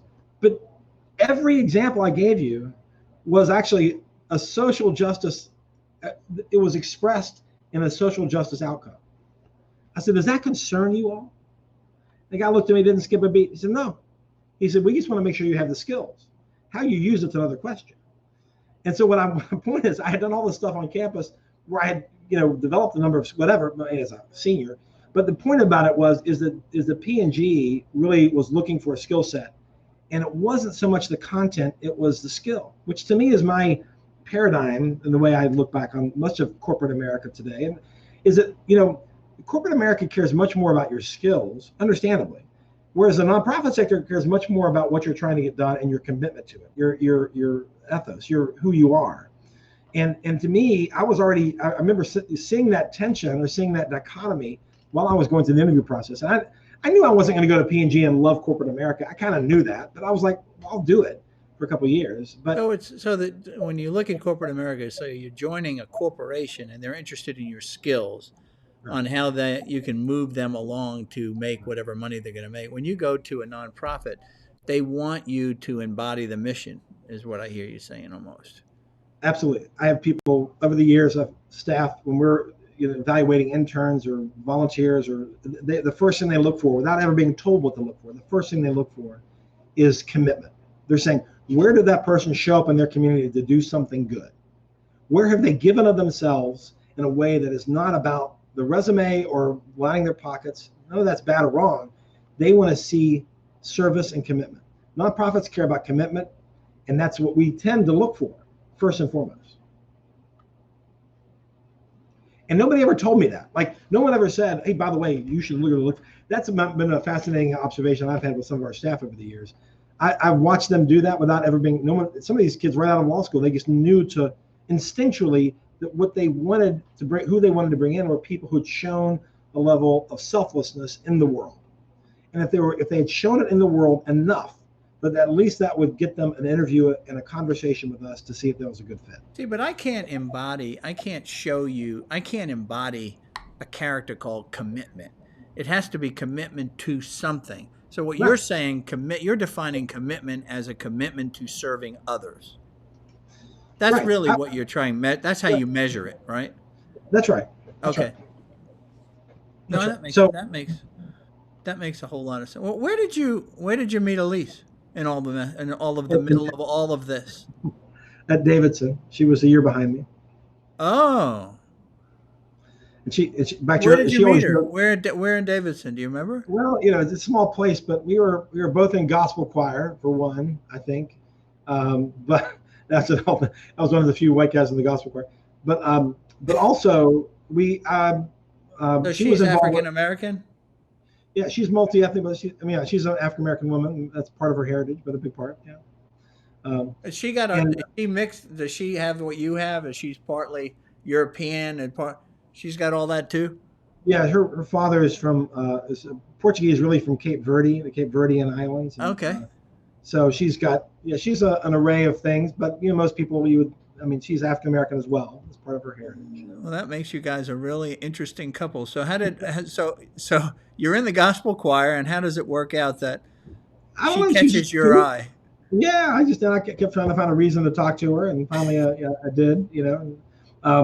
And we did a couple other things we were involved in. There was another Christian thing, but anyway, I just noticed her, and she was a very quiet person, unlike me. So it took she wasn't just floating around campus on every opportunity. So I made a point to just try to find a way to get to know her. So, um, You and that once was told me a story, and I think it's worth telling here. Is that thing about how people object to sort of mixed marriages and white and black and all. Do you remember you telling me?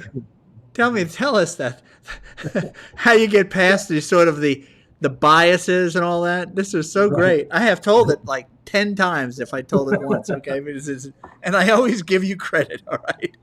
Well, I think probably the version of maybe I'm thinking of it as a story. Well, like the idea that there's always going to be the other. There's always going to be the them until you're us, Right. right? This is it. So, This is it. This is so it. right. So the idea that one time, this is a true story about a white guy who married a African American woman, and he's talking to her grandmother. And this is in the deep. I think I was in the deep South, maybe in Alabama, and she starts going on about how bad white folk have been to her and her family. This is a long time ago, and he like stops her and says, "Well, wait a second. Grandma. I mean, I'm white." She said, "No, honey. You are family. I'm talking about everybody else, right?" And then it's like it's easy to be them until you're us, until it's part of Then it challenges everybody's notion. Well, yeah, I used to think this way about them until wait a second, I have a brother-in-law or a niece or a daughter or a great aunt or somebody in my family is that group that I othered until they're now part of my family, or they're married to my friend, or there's something closer than just a working relationship. And even that, so I think it's that distance when those families start to change, that's when people's attitudes really start to change. I think. I love that. It's the way that you get past them is when them becomes us. I So, never forgot that. that's right. That is so true. Because my father went through that too. With him being Italian, this is the great melting pot, right, of the 20s. Him being Italian, all Italian, and my mother being Slavish, he couldn't take her home to his house, and she couldn't take him home to her house because Slavs marry Slavs and Italians marry Italians, and here was this quote mixed nationality marriage, okay, and then of course they get married and then they have kids and then they're us, it all worked, okay. That's right. That's right. So I just love that story. So now back to this Georgia Justice Project. So now we're caught up. You get out of you're doing now. I understand you're in Birmingham working for Procter and Gamble. Right. This Right. guy that was the guy that was your friend. Who was he working for Procter and Gamble? No, he was working for InterVarsity Christian Fellowship. He was. Well, he where did spent you 5 meet him years then? At Davidson. We were friends. We were classmates at Davidson. At Davidson. Okay. So, And you wound up living together. What was he doing in Birmingham? working for InterVarsity. He was on staff, like being a minister on college campuses to like Okay. 3 or 4 campuses. Yeah. So they were the So- same as Campus Crusade, except a different Right. organization. Right. Campus Crusade is much bigger, a little, IB universities, Okay. not as big, but of the same general ilk. So when you got out of school, you go to work for Procter and Gamble, yet you're still volunteering for InterVarsity? No. He moved to town a year after I got to Birmingham, and he called me. He reached out to me and said, I'm moving to Birmingham with InterVarsity. why don't we get an apartment together? And I was like, great, let's do it. So my second year in Birmingham, I stayed there for 2 years, was with we lived together. I had So he you used to weren't know. married to Elise yet, even though you'd met Elise. Yeah, we were You still were probably dating. dating her. That's right. That's right. Where was she located? Well, she was a year behind me, so she spent the last year in college, and then she took her first job out of college was doing this teaching thing. They sent her around the country teaching high school kids some Teach program. America or something like that? It was I barely remember the name of it. No, but it was a teaching program where she was always at a school for like 3 to 6 weeks, and then would get up and they'd send her somewhere else. It was all high schools. It was very interesting. I don't remember. I But don't it remember the shows name. also, but she had this sort of same invest in other sort of character. I mean, that was part of who she was. I think so. Absolutely, certainly who she I is mean, you now. wouldn't take that job if you would do it. That's It right. wasn't that. Okay. That's right. That's right. So you had a long-term love affair, a long-distance love affair. We started dating in probably '83, maybe. So it's been almost 40 years we've been together. Oh So it's a long wow! How long was it from when you first saw her in the choir to when you actually asked her to marry you and then you became married? How long was that? That was about 6.5 years. Wow! So So this I is want love at first sight. Can't wait to get together. Obviously. well, law school was in there. I was away for, we were moving around the country. Then I was in Virginia law school. So we were, we, That's a long time. it is a long time.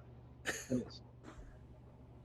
It is. That's a long time. That's an incredible story. I mean, that's a whole story in itself. We'll get to. It What is. is, It's true. It's yeah. true. Even lots of angles there too.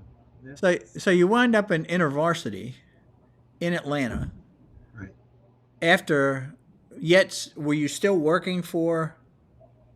Procter and Gamble. No, no, I'd left that. You left I mean, there. basically, this was when I came to Atlanta in '86. It was, I quit my job. They knew I was going to go to law school. I quit maybe a month or two early Okay. to come help run this program in Atlanta. And probably May. I'm pretty sure I came in May at the latest. And again, John had started the organization in April of '86. So I Yeah, but was. how did you do this thing? You talked about when you were doing InterVarsity. You said earlier on. You said something about it was urban centric. The Yeah. work that So you were doing for InterVarsity. right. Did you choose that, or was that something you were assigned? No, well, Charles, my friend and roommate, who had worked for InterVarsity, by the time he ended up, before he went back to grad school, he was on staff with them for 5 years. They, InterVarsity, they have these things they call them urban projects, where they arrange for kids, college students who think they want to do urban ministry. They would pick a city and partner with a local organization or two, bring staff in, get a place for these kids to live together in a community for 2 or 3 months, and serve the community through one of these ministries or nonprofits are connected to. So I don't think I knew that that's what they were doing. I wasn't that close to the organization to Okay. know that. But that's what I came to help run. That's Were what you they asked me. dealing with kids that were poor? The kids in the house lived with me. No, they were all college students. They were just average college Oh, students. okay, okay. But our work in the community was absolutely dealing with poor people. I mean, and poor folks. And my job in particular was dealing with poor kids. How did your background help you be effective at that? Well, that's a big question. Well, one, I think when you come from where I come from, I mean, let's face it, a lot of folks who are white who come to do work with poverty, I mean, a lot of it is motivated out of guilt, and sometimes motivated out of ought Yeah, to. I get that. I Right. should do this. I need to do this. And so, that's an interesting dynamic that gets played out, all the time in terms of service. I mean, there's a sense of which the receiver of your goodness and the work is like, they can use that against you. And they can use that to sort of push you around, and or at least it's a button, it's like, I watched this happen. Right. So I'm like, for me, what helped me growing up the way I grew up was like, and I don't hide who I am. I don't tell people, I don't share automatically that I have an interracial family or that I grew up poorer than most of the people I work with today. But at the same time, it becomes pretty clear, I think, that I'm not here out of a sense of guilt or anxiety. I'm here out of a true, hopefully, something else. And so that allows, I think, a level of, doesn't automatically get me to a deeper place, but it allows, it gets through a couple of the peelings of the onions that have to take place in doing this kind of work. Well, right? what you're telling me is you don't have a button. You Right, don't have that guilt button, right? right. I mean, I got buttons. We all got buttons. Don't get me wrong. I'm not, but I got buttons. But it's and I've called clients out on this. I'm like, I've had to say, I'm not here, So I think that's one. And I think when you come from that kind of suffering and that kind of poverty, there's a way you show up with people that is different. I just think it's easier for me to be authentic. I don't have to act like I understand stuff that maybe, I don't know. There's just a deeper level of understanding and connectivity. Well, I think That, there's one thing. When I had to give a presentation, I told you I was going to Uganda and giving a presentation. I said, I'm going to be talking to people that come out of villages that have nothing, right? And I'm going to be talking to them about building businesses. And I said, I don't know how to do that. I don't get them, okay? And they're not going to get me. I mean, that's a huge divide. But you get them. You were there, In fact, you were in a worse situation than probably many of them are, okay, yeah, that you were helping. Yeah. So that's yeah, understanding somebody at that level just naturally, like from first meeting, really makes a heck of a difference. But I have felt that guilt that you talk about. Like, oh, I need to do this. right, And right. and in Africa, they are very good at sort of playing you for it. Because there's a lot of people coming from America that are being played that way, right? I mean, they get the program.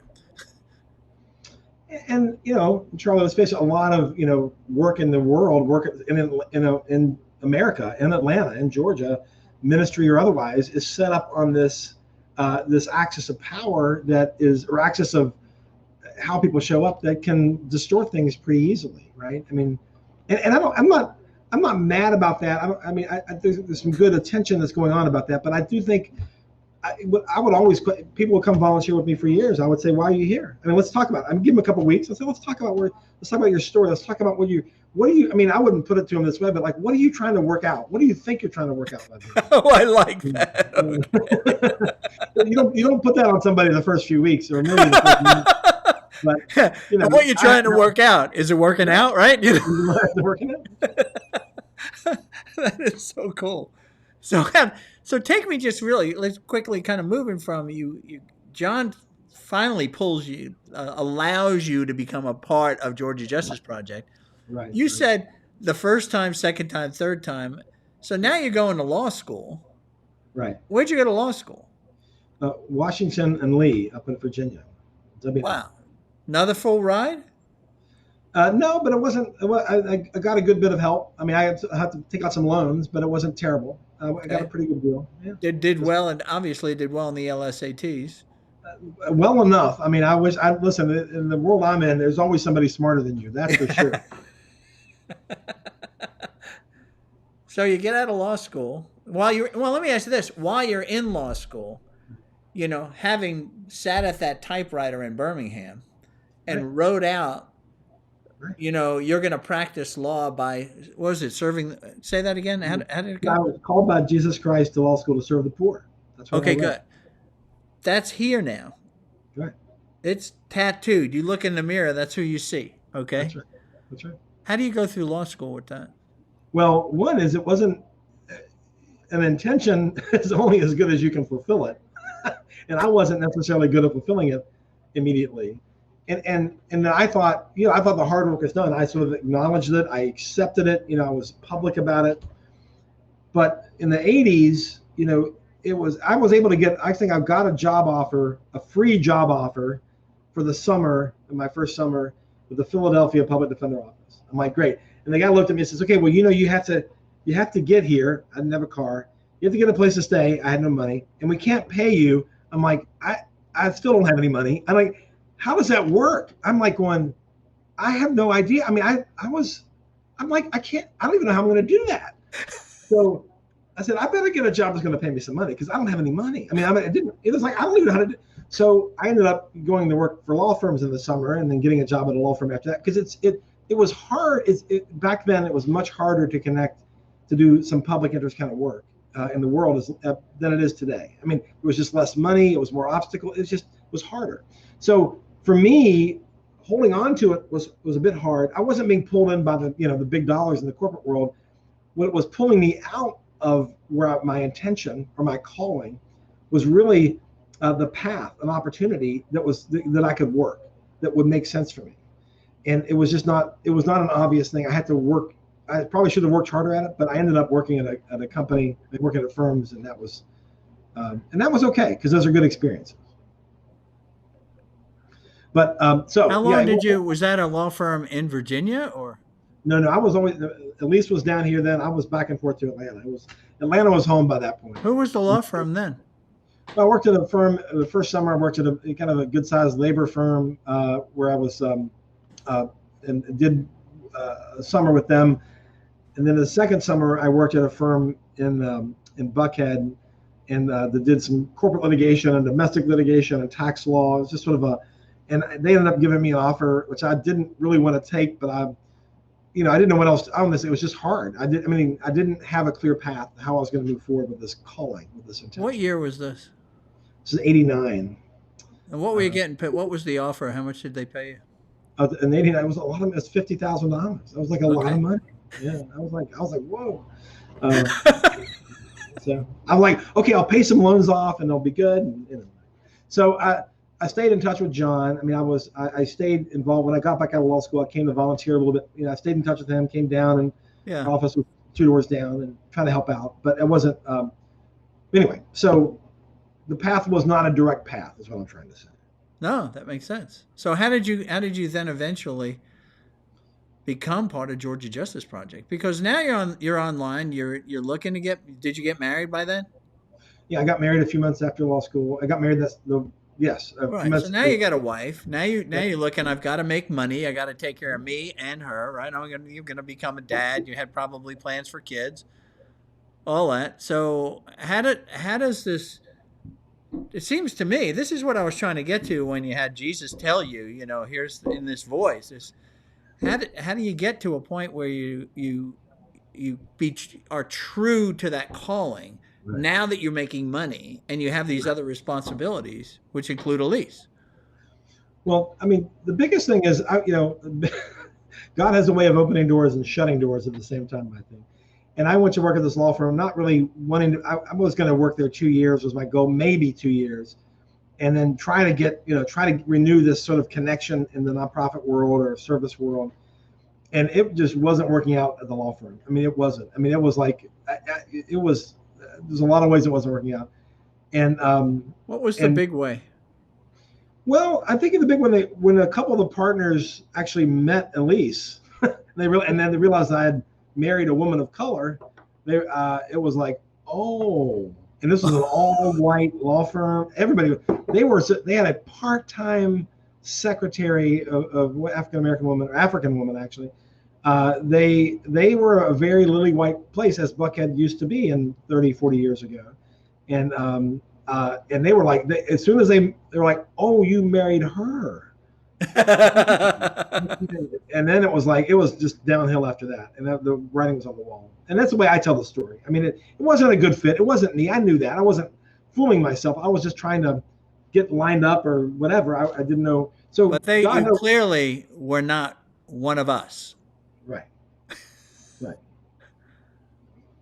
Even though I had degrees from the places, many of them had degrees from. Oh yeah, I mean, I get all that. Yeah, but you made a choice that I don't get. Okay, that doesn't fit with what we do, right? That's right. That's right. Yeah, and that's not like country club stuff. That doesn't all fit together. That's right. And this is the '80s, man. It was this was a different time as regards to race and even corporate America, right? It wasn't. So I mean that door was closing, and I stayed in touch with John. And here's the serendipitous. Here's the providence of it all, is that John had just raised right around that time. He had raised money from a local foundation for the second lawyer on the team. The second full-time employee. He had 2 part-time employees, a counselor and an investigator. And so right around this time, this grant came through for a couple of years to basically fund me, which was amazing. And it was like. So it was total providence, man. Total providence.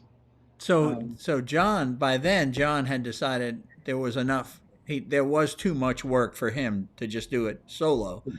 So he started. Were you the first really lawyer that joined him? Yeah. You were? Yeah. And what was the starting pay then?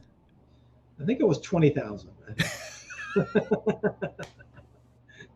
Yeah, And it you was. left a job that was probably at that time paying what, 60?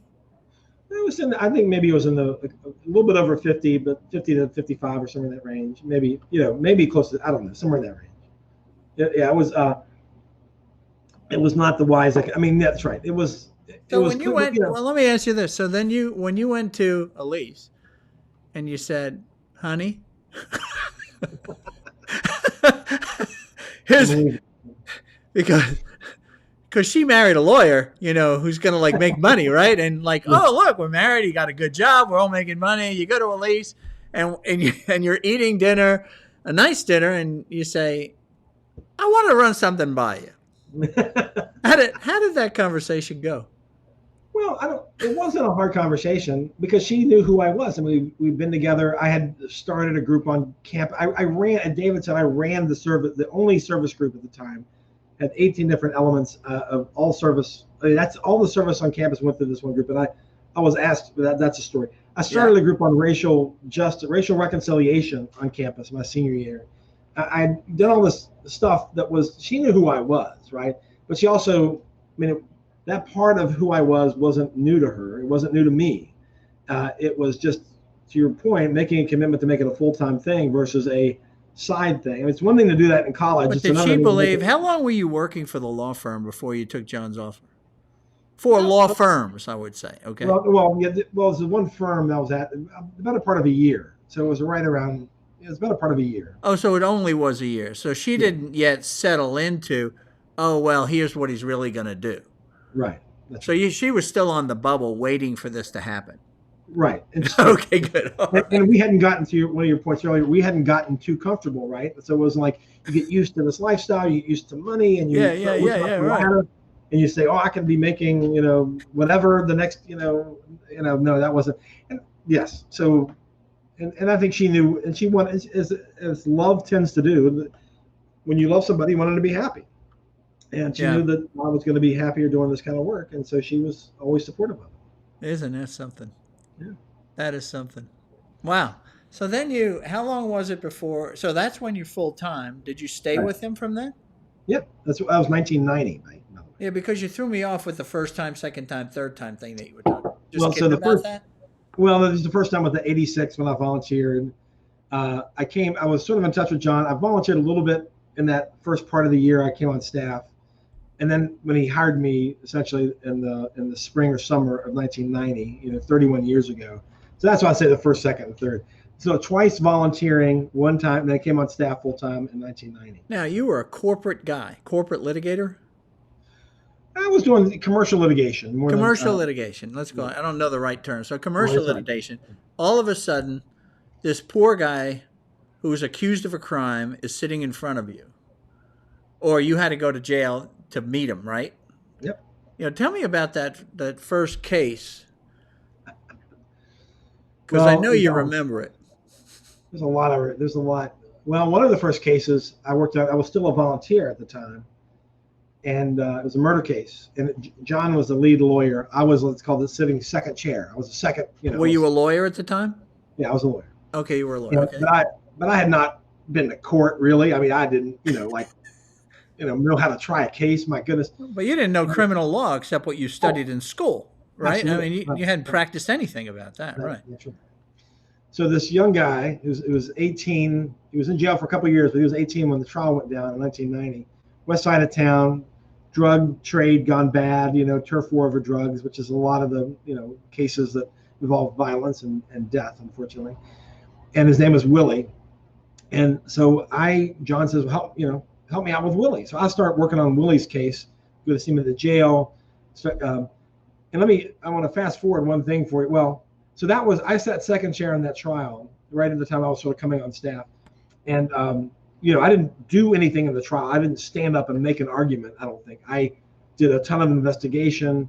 I did a lot of research and wrote some motions. And in many ways, and of course, talked to Willie, found his family, worked the case, everything but for standing in court. And I did that a few times in the next year, the next few months with John. So but that first time, talking to Willie, 18 years old, sweetest guy. I swear, I'll never forget seeing him in jail. Sweet, kind,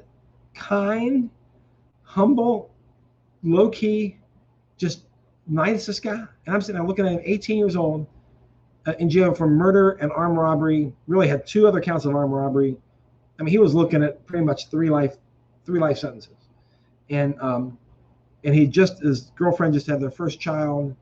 And I'm thinking to myself, I remember thinking, what doesn't make sense? This doesn't make any sense. I mean, I remember in my mind what I thought of a guy looking at 3 life sentences, who presumably just killed some other drug dealer in the neighborhood. This is not the guy. This is like he's not supposed to look or act like this, right? Yeah, right. right. That's not how he's portrayed on TV. That's right. Yeah. I mean, and I don't know that I've worked on some, but I was like, that was one of my first big introductions to them. Not only how do you work up a case, the guy looking at 3 life sentences, it was like, so it was a huge curve for me. And I worked my butt off on that case, and we lost the trial, which we kind of knew we were going to lose. So Willie got 2 life sentences, and we continued to stay with Willie. We did an appeal, of course, and then we kept visiting him in prison. And then we started taking his family to visit him. His son, who was born by that point, by the time he was 6, 8, 10 years old, we'd take him to prison to visit his dad, work with his family some. Well, Willie got out of prison a year and a half ago. And he's on our video, by the way. I can send you. He's doing really, really well. After how many years did he serve? 30, basically. I mean, he was in jail for a few years prior to the trial. He was in 30 years in prison, and the guy he still inspires the heck out of me. And I think about him there as that 18-year-old when I got to know him. I hugged him here, I don't know, a couple months ago in the office. I mean, so it was a huge learning for me. Breaking down lots of my own preconceptions. Scary, of course, going through a trial, but I mean, even sitting second chair, but having someone like John who'd done a bunch of trials at that point and had confidence, learned a lot about how to do a case, learned a lot about how to work with clients and how to work in the court system. So how did you come out? Say you came out of that experience? Was that an experience that happened prior to you being full time with John? I think it overlapped. I think it was right in the middle. Okay. I think I was volunteering. So was that the case that sort of confirmed what Jesus told you in Birmingham? That's a good question. Oh, man, I don't know. No. I mean, I really liked Willie, and I think I was going to like being a criminal defense lawyer. I liked court. I liked all that. I mean, there's part of me that gets juiced by it. Still does. In court last week, I still do with 2 of our lawyers. No, I think. I mean, it took me a while before it took a few years before it really solidified. Not that I was looking for another job, but I was like, is this where I'm supposed to be? Is this what God meant for me to do? And I've often asked that question. That's not a new question. So when did the question ever get answered once and finally, or is it a question that continues to come up? I think it continues to. I think God has sent me stuff over the years just to confirm, to remind me, no, this is where you need to be. Remember, we talked about this. Because at first I thought, the first few years I thought, well, maybe I'm supposed to be 4 or 5 years, maybe 6, maybe 10 years. Yeah. If I've done what you need me to do, I remember thinking, am I finished? Set me free, right? Am I done? Am I finished? And inevitably there'd be some striking thing that would happen in my life that would just confirm, like, no, you're in the right place. You got to keep going. Like what happened? Like, do you remember a circumstance like that? Oh, I remember one in particular, and I had taken over. It was in the late '90s, and Elise was in grad school. We never had any money. I mean, we probably still don't have any money. I mean, I have a couple $100. I'm still pretty damn excited. And Lisa called me and said, I went to the bank, we don't have any money. We had a couple $100 in savings. I'm like, I'll transfer that over so we can pay the bill. And I get out. It was a Friday afternoon here on Edgewood Avenue. I remember pulling up, parking the car, and I'm like looking up, like, dude. I mean, really? Like, come on. Is this? I mean, talk to me here. Something. I remember just like kind of not angry, but just like. So a few hours later, this old client at the time, his name was Greg, shows up. I remember it was like 3:30, 4 o'clock on a Friday afternoon. And he worked at a bakery. That's all I forget. Greg, I see Greg every now and then. He was covered in like flour. I mean, he was just like covered. It's this big, it doesn't exist anymore. Big Flowers Bakery, not far away, used to be. And he comes in and we're sitting down. I said, Greg, we're talking. So it's Friday. I'm like, so Greg, so everything okay? I just want to check something you need some help with. I wasn't mind for him to stop doing that, but I was just want to say if there's something we need to get to, let's get to it. He said, no, I don't have anything. I said, really? Well, what made you stop by? He said, and he looked at me and says, I want to come out and tell you how much I appreciate you and how much you mean. I just want you to let you know that. And I'm like, and he left and we hugged and we left. And I'm like, I looked up and said, that was one time, like in a matter of hours, I felt like God sending me a message that clear, like, you aren't through yet. This is still good. Stick with it, How did you feel? I think it's interesting that that you're honest enough to say that the question comes up. It has come up through your career, because that question also came up for me, and I think it comes up for a lot of people, and a lot of people, go back to, as Christians, I should say, like I said, we know what God wants us to do, and we try to rationalize our way out of doing it, right? Because we really wanted to do something else. But if you then accept it, which you did eventually, then you're waiting for this release statement. Okay, it's like you've done it long enough. Right. You've been a good boy. Now you can really go back to doing what you wanted to do. Okay, right. And so we go through this cycle, and it's so. And that if you break free, if you make the decision to break free, then I got to live with that, because I really know I'm in disobedience now. It's that, and that's what kind of I go through, and it holds me so close to it that I'm like, I could be doing this like other people, but I need to do this, but I don't have to do it. I have choice. But if I don't do it, man, I don't think I could live with myself. I'd be miserable doing what I think I want to do. You see? That's true. That's right. That's right. It's this tension that we live with, that's really difficult. I think about this a good bit, Charlie. I think about this idea that I thought I knew what was best for me. I thought I knew where I was supposed to go. I was supposed to be, maybe not crazy successful, but really comfortable, like really comfortable. That was what that's what that's the whole point, right? That's why you work so hard. You get out of work. That's where I'm supposed to be. And I think the constant, very quiet voices, not just no. It's more like, no, you think you'd be comfortable there, but you wouldn't be, because you're comfortable where, and God's always, I feel, redirected my attention. Like, look at how many things you have to be thankful for. Look at how your life has come together. In so many levels. And I think that, so yeah, I think there's a part of which we're all sort of planning our own futures and what we think we need and want, deserve. And it's usually just based out of, self-will and ignorance. It's just like, or some drive. This other piece that you had too, having gone to Davidson. You told me a number of times about some of the contacts that you have and where they actually rose to. You're talking about CFOs of Fortune 50s, okay, kind of companies. And these are people that are making $10, $20 million a year kind of deal, right? And so you go visit them when you're in New York or wherever you are, and it's like you come back and it's like, what? He's no smarter than me, like, what happened? Why is he there and I'm here? Like, God, give me a break, right? If we were to swip, one of the things, I always say this too, that I think God has very much prepared me for this work, and all those things we talked about growing up, and all the sort of suffering and all those experiences. It is not just given me people talk about the heart. It's not just about. It's really prepared me for this work. And help me be really clear why I'm here, and even guiding the work. And I have this conversation all the time about every part of what we do. The heart of it, I think our organization, we're very practical. And in the light of where we are today in a country where there's a lot of talk about criminal justice reform and racial justice, I always say, if it doesn't make it, if a person's life isn't any better, then it doesn't make any difference. It's just talk.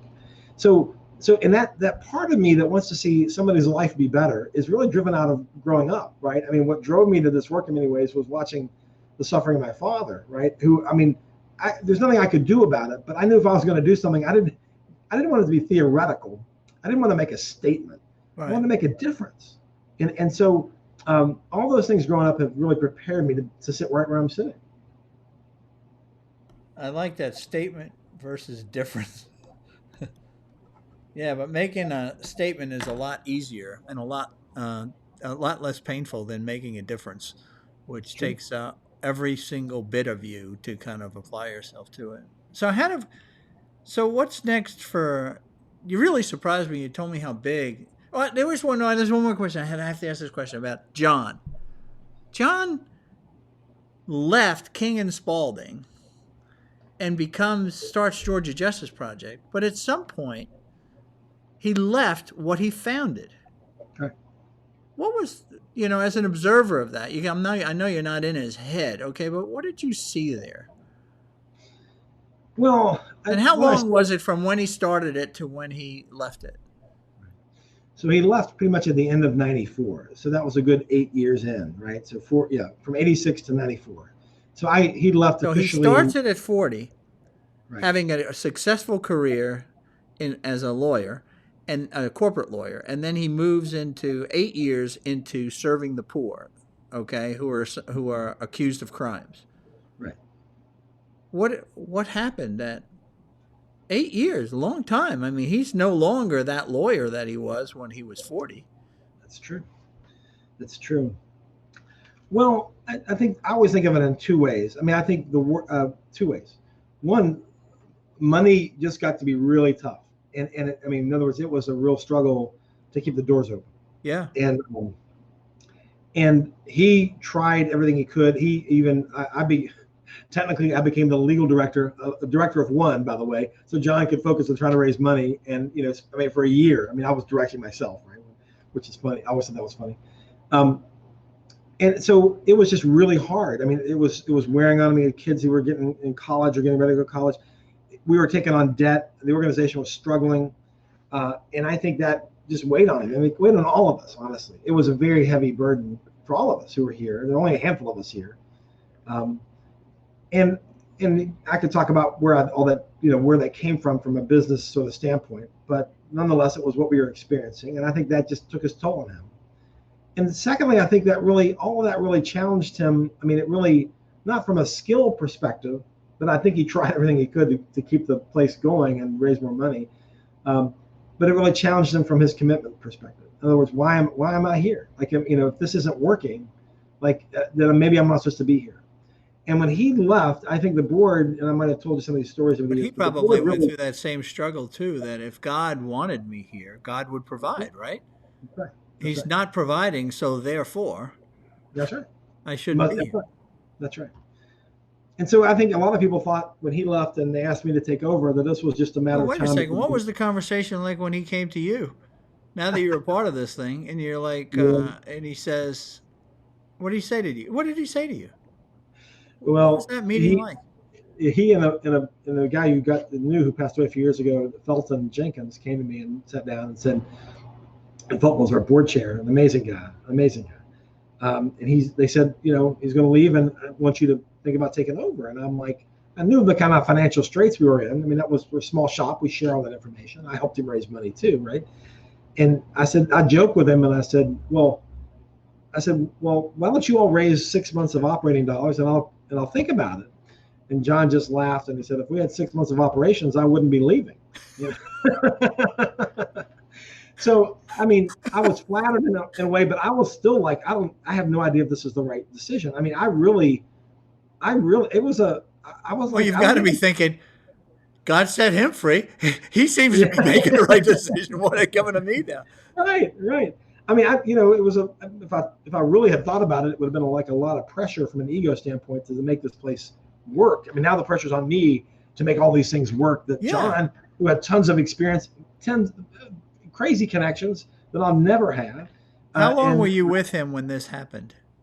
About 4 years. 4 years. 4.5 okay. So that's a short time. Yeah. Yeah. And I remember I didn't know all these fancy lawyers and big firms, and he had worked with and knew and judges, and he just had a reputation. He had social and intellectual capital that I did not have. Yeah. And I thought, and I remember, well, so for me, So were you I was 30? 33, I think, maybe. 33. Wow. Okay. We're around 32, 33, somewhere in that range, I think. Okay.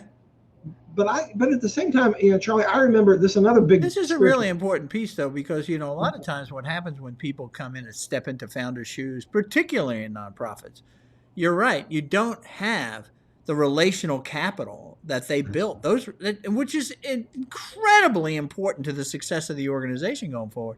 And like you said, and especially in the criminal law business, I mean, he knew everybody.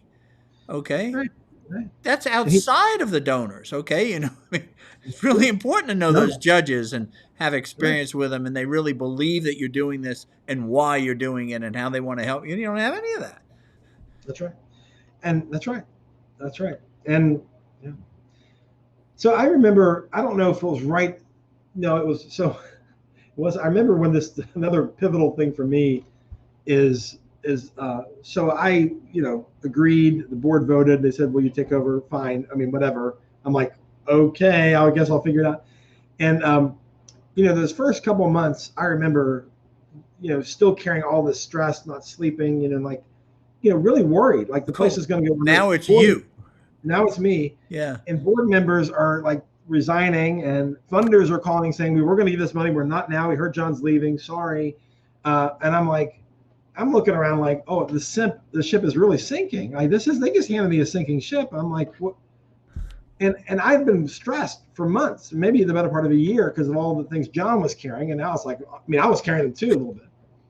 And now it's on me. And I remember this, Charlie. I mean, I remember this moment. I remember looking to God and saying, dude, look, you brought me here.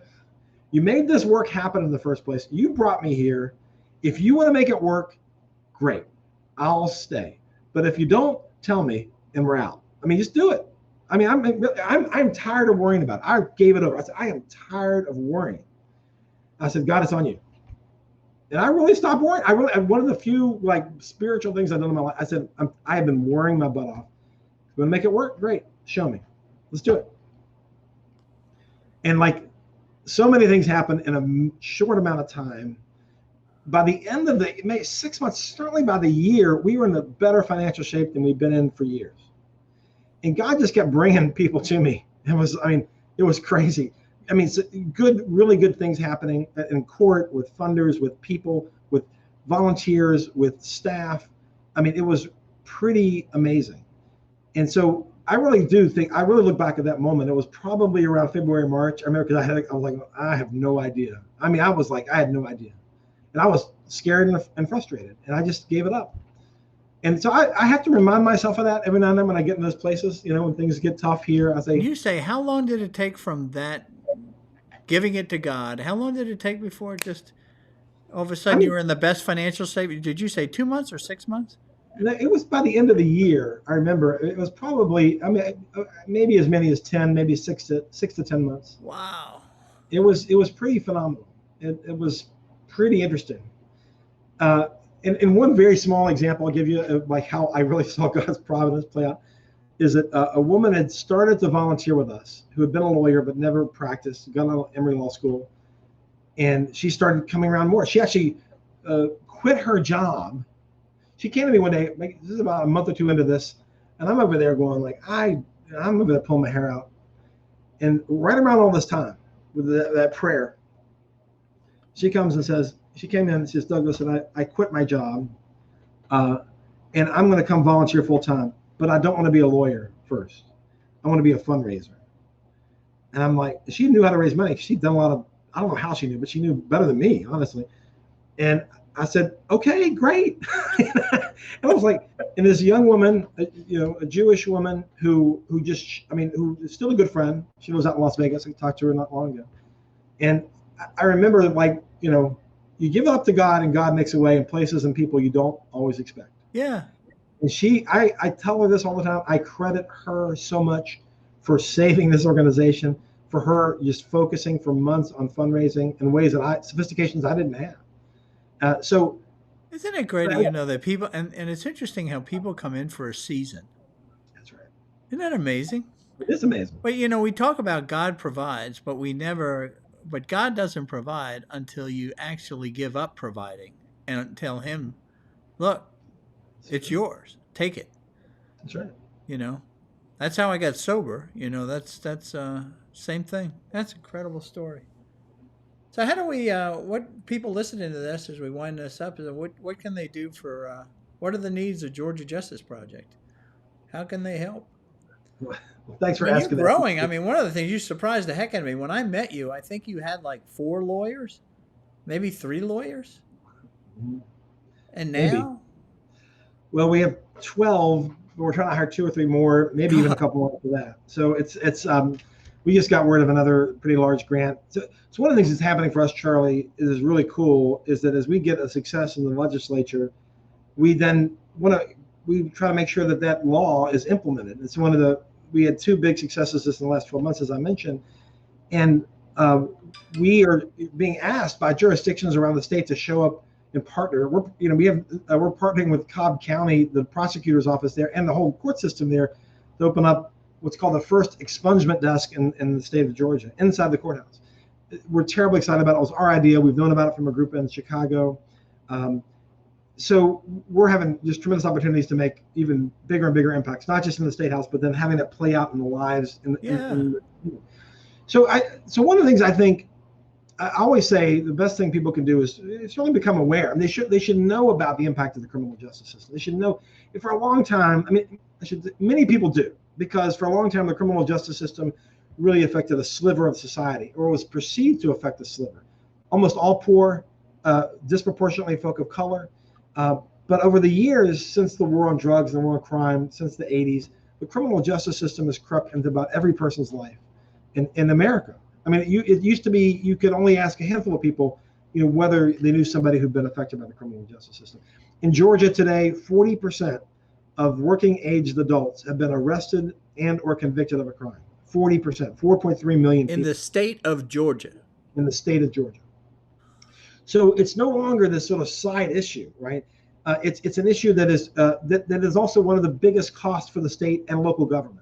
So you can come at it from a human standpoint, you can come at it from a fiscal standpoint, but the bottom line is it affects all of us and more and more. So there's first, I always want people to be aware of what's been going on, and that we need to alter the course of this kind of beast that the society has created, if you will. And so that's first, to get some perspective on it. I mean, there's lots of other things I would suggest. One is I could talk about voting and how you vote. A lot of people don't realize is that the people who have their fingers on the levers of the criminal justice system more than any other entity are the locally elected prosecutors. Locally elected prosecutors have more to do with what happens in that county's court than anybody else. And judges have an impact, yeah, but not nearly as much as prosecutors. So one of the good things of what's going on today, not in Georgia and really around the country, is more and more communities are electing what's called a progressive prosecutor, or prosecutors are at least going to do things differently. Because for generations, it's been like, we'll lock them up, throw away the key. I mean, it's just like, that's what you do if you're a prosecutor or a sheriff or police. And it's not working. It's not working. And so one is to sort of look at who they're electing, who they're voting for at a local level and a state level. How do you do, one of the things that happens is, you never, I know when I vote, I have no idea who these people are. None. I mean, you're lucky if you're voting for the mayor, at least you can watch a couple of debates, right? You can see something. But these people have no money to run on, so they have no exposure. The only thing you might see is a sign in somebody's yard, okay, who happens to know, the cousin of the guy that's running. It's one of those kind of deals. So when you say elect the right kind of prosecutor, how do you, as somebody who's as a citizen who's voting, how do I do that? How do I find out about these people that I'm about to vote for? Well, if they aren't, you're right. This is going to be harder to find because this often, most prosecutors, nobody knows who they're voting for because it is hard to find out. So, many of them do put out information on when they're running. How do they approach crime? How do they approach punishment? How do they approach mental health problems? Today, this is true all around the country. The largest provider of mental health services aren't mental health hospitals, it's local jails. I mean, they know, sheriffs know this, prosecutors know this.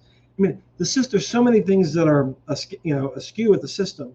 So look at their websites, see how they're good. Are they just talking about approaching the prosecution of crime like every other day? Are they saying, there are deep societal issues that we can make a difference on? One of the most progressive things that's happened in this country around the turning around of the criminal justice system, for instance, have been what's called accountability courts or drug courts, right? And those were started by prosecutors. Prosecutors said, wait, we're just keep prosecuting the same people for the same thing, and we're getting nowhere. They're going back to jail and coming back out, going back to jail. So what if we dealt with the problem? This guy's got an addict. Let's get him into treatment. Let's do something to stop the problem and not just punish the behavior. Yeah. Those are the kinds of choices that we all have in our communities as to how those things are happening, how cases are being handled, how people are being dealt with. Same thing is true for judges, a little bit, not as clearly, but prosecutors have a huge hand in that. So I would say get aware politically of how the people you are or are not voting for are approaching criminal justice. I'm not saying you have to be crazy progressive. I'm just saying many people, conservatives included, are saying we have not been doing a good job as a country of dealing with this. And there's a better way to do it. So the difference between being tough on crime versus smart on crime is a lot of folks say. Be smart on crime. So who you're electing, who you're voting for. I would say thirdly is, we as an organization keep pushing for more and more laws, and we are working with partners that you would be surprised. I'm surprised. We're partnering with the Metro Chamber and the Georgia Chamber on laws that affect criminal justice because they affect employment and the economic bottom line of the state. And we had a couple bills that didn't get far this year that they were partners on, and we continue to work with them, much less about another 20 to 40 other companies in town. We're having an event coming up in 2 months with the Federal Reserve Bank of Atlanta because they understand the connection between criminal justice and economic mobility, economic issues for the entire region. So there's ways, I would say, you don't have to necessarily get involved with our policy work, but there needs to be, the average person needs to be able to show up and say, I understand this affects my community. I want a better outcome. And that happens a lot in the State House. I mean, there's local elections and there's what laws that are being pushed or not pushed at the State House. And of course, and there's ways of volunteering. We have now a volunteer law program, and it does non-lawyers too, that we, this past year, we've had over 150 lawyer volunteers.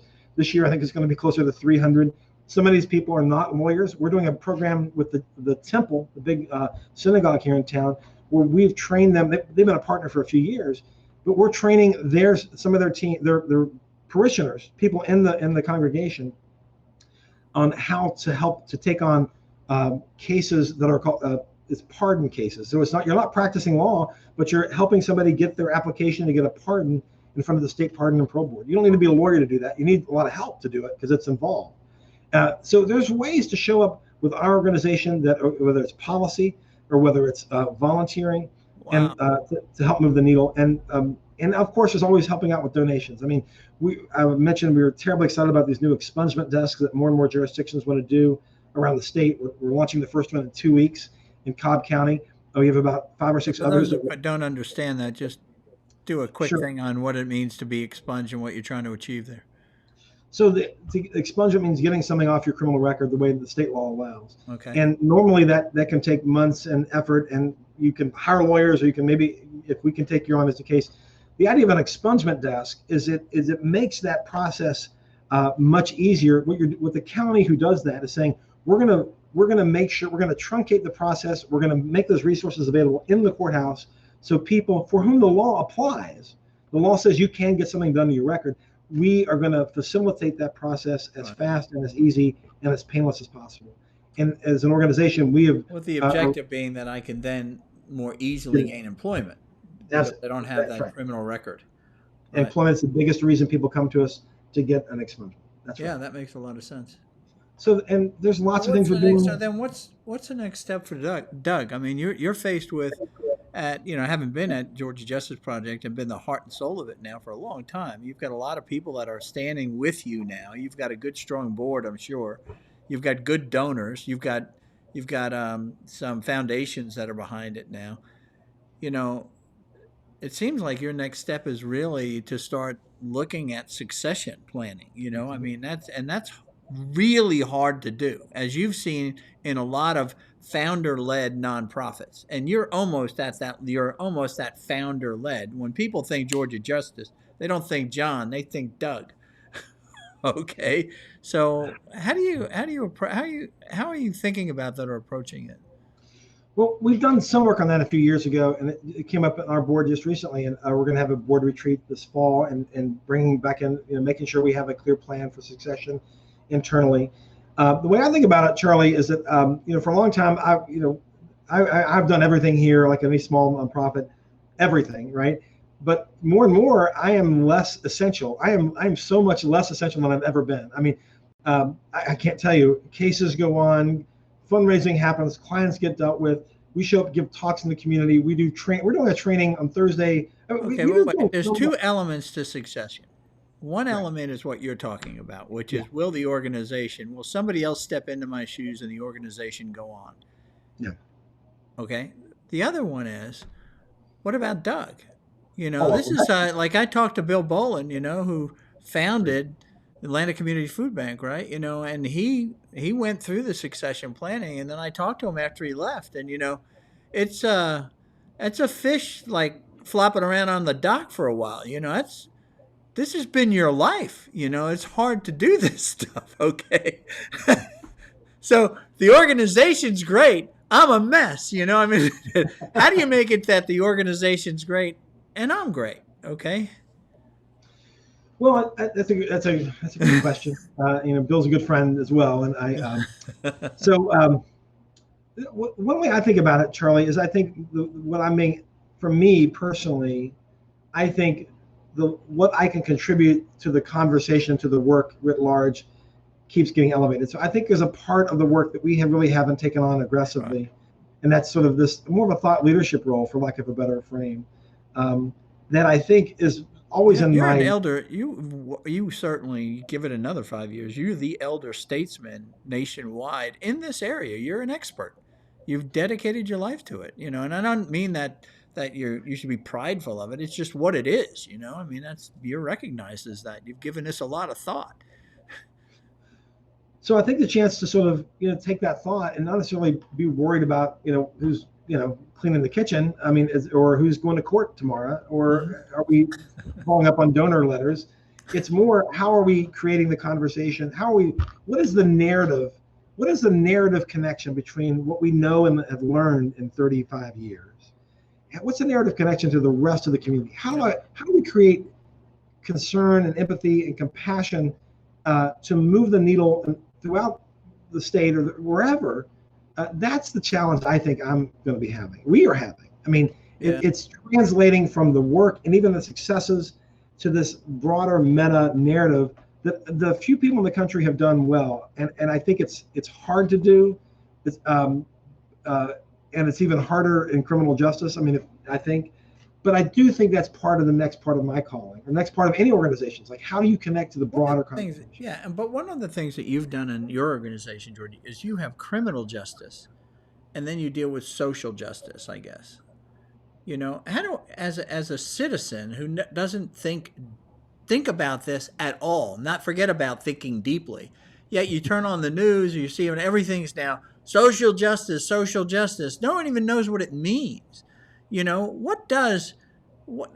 do I deal with criminal justice versus social justice? What are they? And then how should I get myself on board with those so that I can actually become someone who helps affect change rather than somebody who's just listening to people make statements about change? So one of the, we've had a lot of people come to us in the last year. I mean, big companies, foundations, people, and motivated out of this general calling of social justice. They see something going wrong in the world, the George Floyd and issue, and has been, the prime example that motivate a lot of people to say, we need to do something, right? What can we do?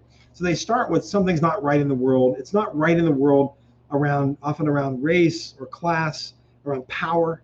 And so I think of social justice as this, we want to even the scales broadly about how folk of color, how poor people, how power is being used and not in disparate ways. That to me, when I think of social justice, I think of that general sort of conversation.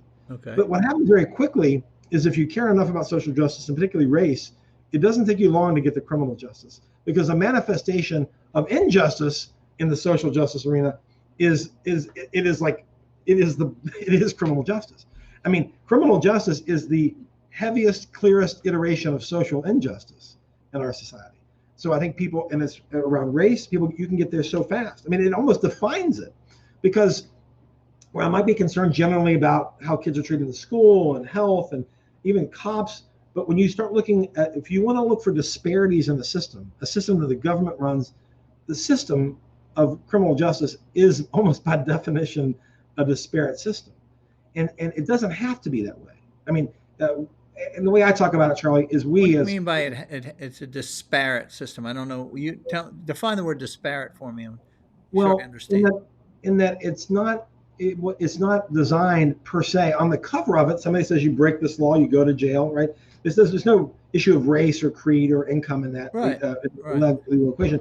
But then you look how that plays out in the world. You say, okay, you take this, race neutral, class neutral framework, and you put it in the world, and it operates in the world through cops and DAs and courts and prisons and jails and judges. And then you see, wait a second, it's a race neutral, or it doesn't have, but it shows up in the world incredibly disparate. So an example, we've been working a lot. There's so much to talk to you about at some point. We need to talk about with this new prison in town, a reentry prison, where we are helping people get their driver's license back. And we've run into all these barriers, legislative issues. And so we've done a little bit of research. And some of the counties here in the metro area, I mean, if you're African American, you're 7 times more likely in some of the suburban counties to be arrested and charged for driving with a suspended license than you are if you're white. That's vis-a-vis the population of that county. I mean, that's one example. I mean, I could go on and on about the disparate impact. So it's like, if you want to see how the system is showing up in ways that doesn't seem socially just, you don't have to look very far with the criminal justice system. It is the system. And then, of course, it plays out in the most extreme terms, whether it's death, by a cop, obviously, or it's incarceration, or it's just criminal records. I mean, this is the state exercising their biggest amount of power. The largest amount of power the state has is a cop with a gun and handcuffs. It can take your life or take away your freedom. It doesn't get any more heavy than that. So if you want to say, what is social justice in the world, then look at how the ability of the state to show up and take a life, or take freedom, or take your life, or any of those in some portion. Well, take your life or take freedom. I mean, those are the two biggest things that we have. You're right about that. Right. Absolutely. So, and you're saying, though, you have a race-based law, a law that is blind to race. Okay, it's just a law, right? Then you implement it, and the people that are implemented, that's where race and discrimination come into play. That's right, where you start to see disparities, massive. That's where the disparities come, by the implementers of the law. I would say by the implementation of the law. Yeah, I don't want to. I feel bad. Well, you're saying it's people. You said there's cops and judges and prosecutors and all that, right? That's right. And that's true. And there is some part of the law. I mean, I don't want to get too specific or too detailed, but there are some parts of the law that are orchestrated to lean very heavily on poor communities. And the best example is what in the federal system, and we don't do federal work, but in the federal criminal justice system, they call it the 100-to-1 disparity for crack versus powder cocaine. And for years, for decades, the sentencing guidelines from the federal government is that if you were caught with the 100-to-1 disparity, means that for every one amount of powder cocaine, that ratio versus 100. Let me get this right. The disparity is that if you have crack cocaine, which is often used by poor folk and folk of color, versus powder cocaine, you have 100-to-1 disparity of the sentence you'll receive. So it's 100 times greater. The sentences are greater just in the law, not what a decision somebody makes in the law, that we're going to punish you more with this kinds of cocaine versus this kind of cocaine. And it's the same cocaine. I mean, it's the same illegal drug. It's just how it's brought to bear in the market. Yeah, but the implementation is that crack is found in poor communities. That's right. So, and the law says we can punish you more than by the same amount of cocaine that might be existing in white communities. How about that? Okay, that's interesting. So that's one very clear example of, it's not just was about a law like that put in place because with race in mind, or with Well, economic disparities in mind? some would say yes. I mean, some would say Okay. absolutely. I don't know that I'm not a conspiracy person. I think I can do this work and be optimistic as much as I am, and be that way and be that person. What I would say is, and I was around when those laws got passed in the 80s. I was in law school, and I remember the debates in Capitol Hill. And I think the concern was there was a much higher degree of violence and fear and just trepidation in poor communities around the country because of crack. Crack created a whole other cataclysmic impact on communities. And so therefore the calling was do something.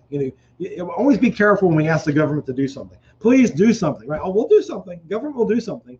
And it's usually going to be a heavy hand, heavy fist. I'm a hammer and everything else is a nail. And that's Yeah, well, the what government, I always talk about the government. The government is purely reactionary. exactly. The government is not even-handed about anything. They're just looking to do something, right? And it's heavy-handed. It always is. And whether it be with taxes or the environment or, whatever you want to pick, whatever, all of a sudden you go like, whoa, wait a minute.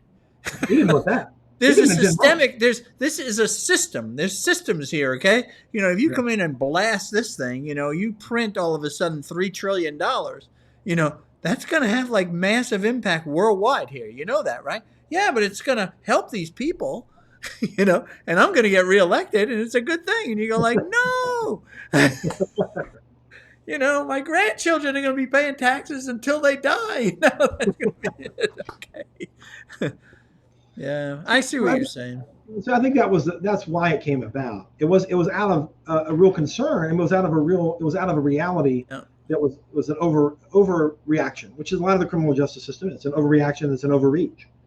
Um, so Well, I want to tell you, thank you. But I love what you said there is that you deal with social justice and it doesn't take but a couple of steps and you bang back into criminal justice, okay? Because that's where it really implements, okay?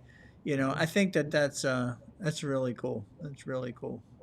Doug, this has been just amazing time together. Has this been thank a you. lot of fun for you? It has been for me. I always love talking to you, Charlie. Yeah, It's great. we had a great time.